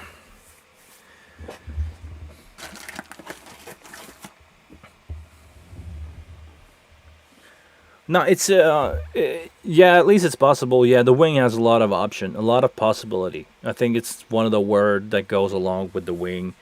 As Patrick Gilmayo was pointing me the last time that we had a chat together, on the wing, most of you probably didn't notice. I didn't notice right away myself, but it doesn't say professional mixing console. It says personal mixing console. So it's really made to be flexible enough to have it your way. So if you want to do home studio work with it, you can. If you want to practice live mixing like you did with like you're gonna do with your virtual soundtrack. This is called virtual soundtrack. Actually, you know what? I don't know if I still have a video about virtual soundtrack, but I need to do that. I need to do it two-way. One with the Wing Live and one with the Wing Live and one with the USB. Because over USB it's really fun. You just bring along a laptop, and if you bring your laptop and just have it going. Oh, sorry guys, I feel like I'm getting louder. Just gotta turn down the gain a little bit since I don't have anything to solder in front of me. I can have my mic in front of me, which sounds way better than my lavalier. Oh, Yeah, you're gonna guess this is why it doesn't sound good anymore. No, my little lavalier here. I don't know why I'm not getting good result, honestly, with the Shure GLX. I don't know what's. I don't know if it's me. I don't know if it's the GLX, but yeah. So you wouldn't recommend recording the dry mix on the wing, and then once I finish with my mix, put it back to DAW after. Yeah. Well, you can do both. Just trying this thing in my head. Personally, I would not mix on the wing. I would get the track ready and send it to the DAW with the user signal. So that way you can use the preamp, the low cut, the EQ, the compression of the channel, and send that into the recording, into your DAWs. Your recording software could be Reaper, could be Logic, whatever. You can send the signal from the channel in there. That will save you a lot on the mixing process, because you will have already EQ it, already compress it. It will be mix ready. And when I'm speaking about mix ready, I'm talking about writing the fader ready. You probably won't have to touch that input again, once it's EQ'd and once it's compressed. But to mix, I would suggest you to, if you want to, well, it's two things. If you want to record yourself with the wing, and if you want to learn how to mix with the wing, like for a live show, what we discussed here is great.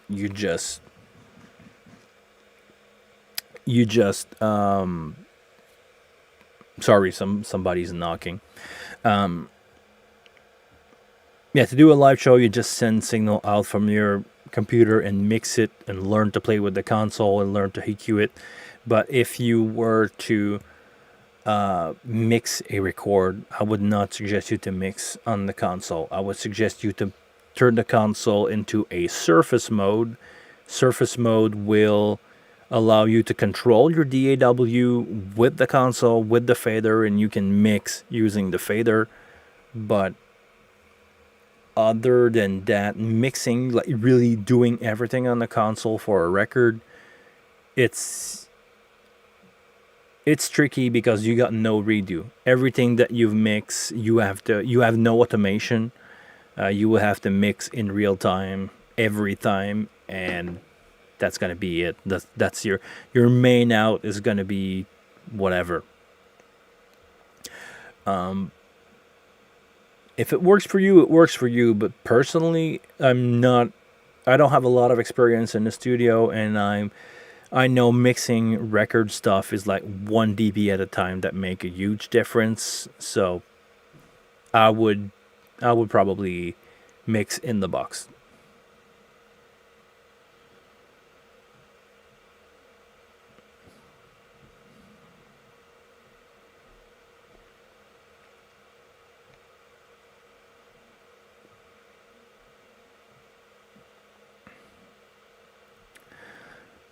I know it doesn't make sense, but I want to use the DAW for editing, but not for effect or mixing. Okay. This kind of make any sense at first. So put hard limits. Okay. I don't really use automation or DAW at the moment. I would suggest you to use the automation on the DAW, because, like I said, you could redo or undo stuff, or create, moving. The fader would move at the right place at the right time at the right level, and you can adjust that. But if I were to do something like that, what I personally would do is record using the user signal, my drums pre-EQ'd, my all the stuff pre-processed, like EQ'd on the console and compressed on the console. But after that, mixing wise, I would do it in the DAW. But I can explain to you how to do it both way. It's gonna work. Whatever works for you, man. All I'm saying is I would do it differently, but if you want to do it that way, it's fine.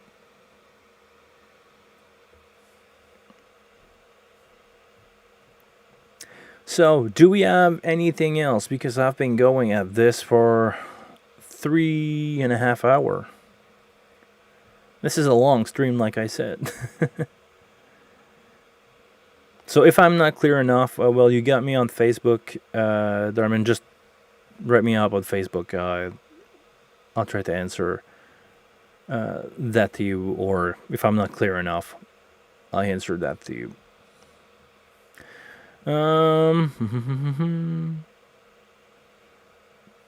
Appreciate the feedback. Well, you're welcome. If I like to help people, I cannot do show, and I cannot bring joy to people by doing live show for them or mixing live show for them. So I'm gonna try to bring joy to people in a different way, with helping them with their console if I can. Okay. I think we're gonna call it a show for today or tonight. There is not much going on. Thank you very much, Darman, for your long chat post here. Appreciate it. Thanks again for the 3 hour of educational entertainment. Yeah, it's more of a hangout than entertainment, Rolf. And the people cancer. Why would you limit yourself? I'm one. Okay, sorry. Interesting thing here. I'm one of the people who can answer. Why would you limit yourself to mixing and master on the wing if you have access to a DAW? If you're like me, well, you can do it. I'm not saying that you can't do it. You can do it, and I have the knowledge to do it if I wanted to. But it's so much trouble and limiting, and the fact that you cannot redo stuff. If you record something out of your main out, this is what you get. If you mix something a little too loud, you have to live with it.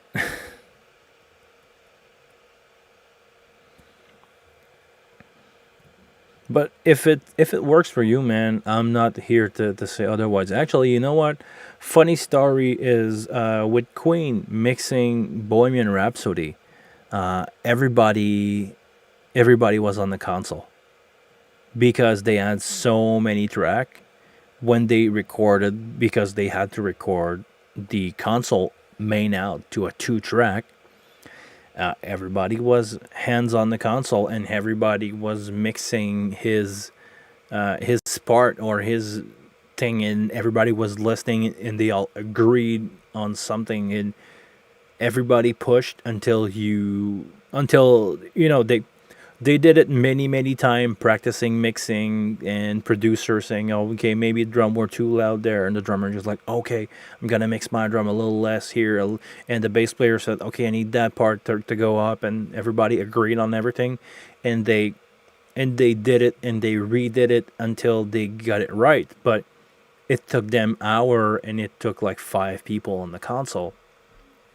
Something that you could do if you automate everything yourself and you have your mindset about the result that you want. You could do it way quicker by yourself and not redoing it again. You would mix your drum one time, and you would create yourself a DCA of drum and mix your drum in and out, but you will have your mind set. It will take less time and less people and less amount of energy to do it, or to do the same thing. Kind of the same thing, because we're not Queen. Nobody is Queen. And I'm gonna derail totally here and say a lot of people buy gear, a lot of people buy instrument of good quality to get good result, and this is one way to achieve good result. But chemistry and well played instrument in the context of a song cannot be beat.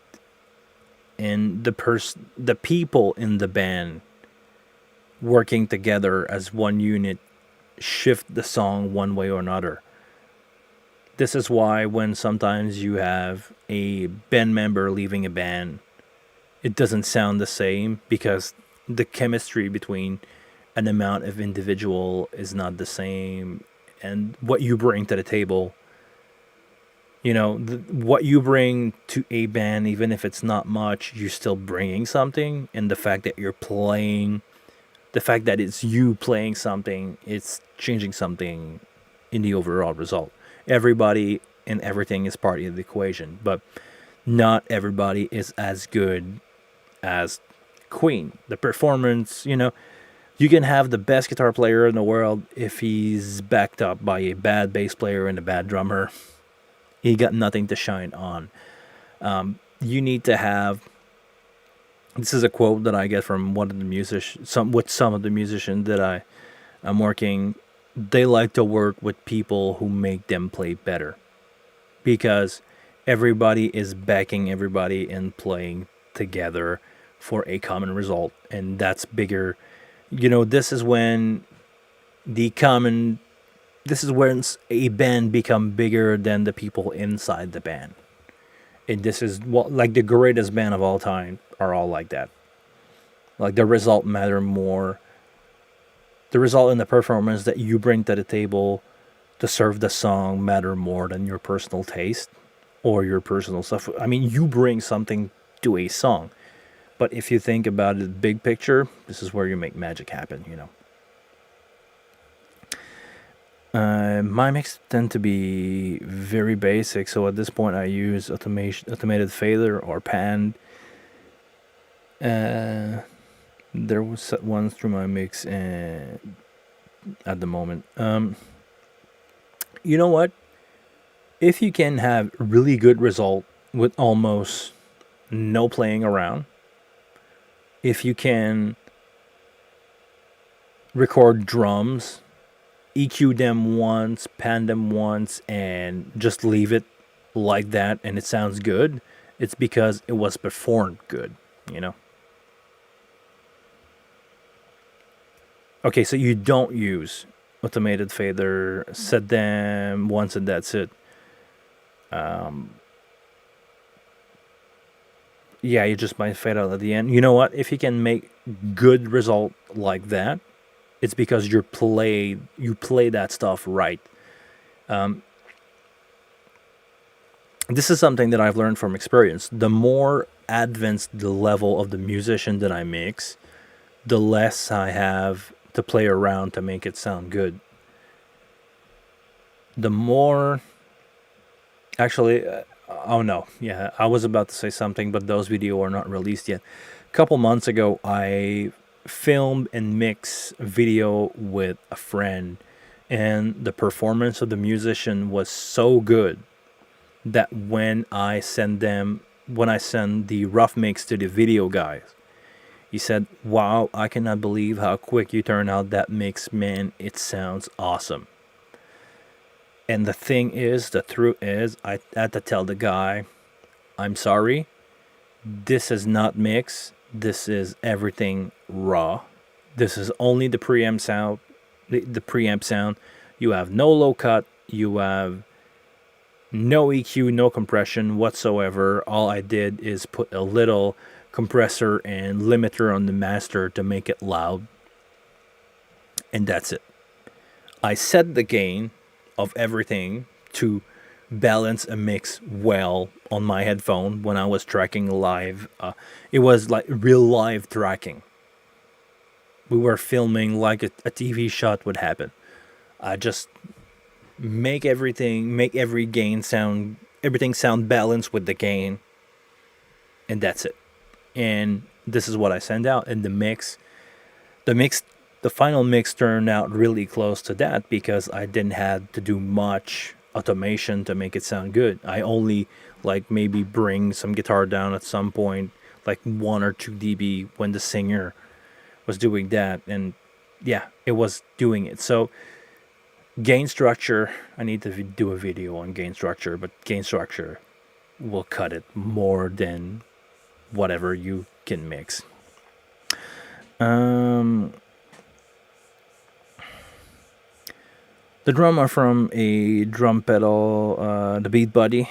Then I copy paste that or 3 or 4 times in my Debian. Yeah, okay, well, probably don't play around with that, because I'm gonna guess that the Beat Buddy, I know it's a guitar pedal, I'm gonna guess that this is EQ'd and sound really well with it. You don't have to play it around.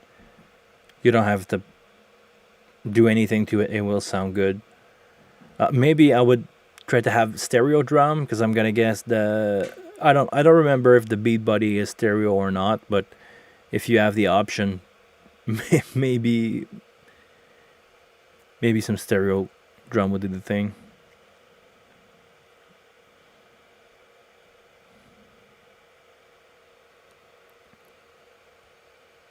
Okay, so you divided kick, thumbs. So it's stereo. Okay, if it's stereo, at least it's gonna work.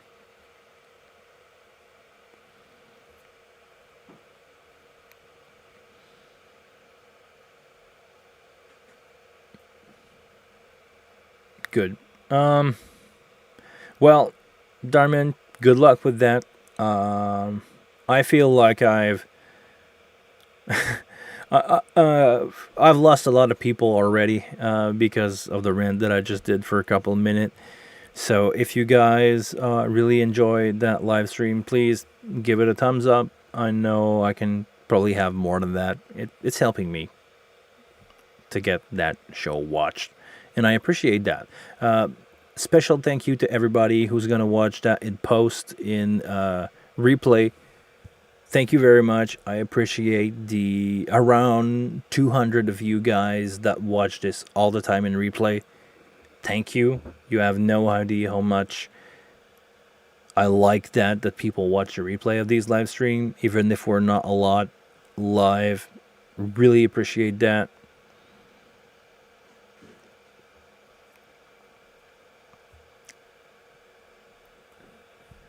Thank you very much. Sorry, I'm reading the chat.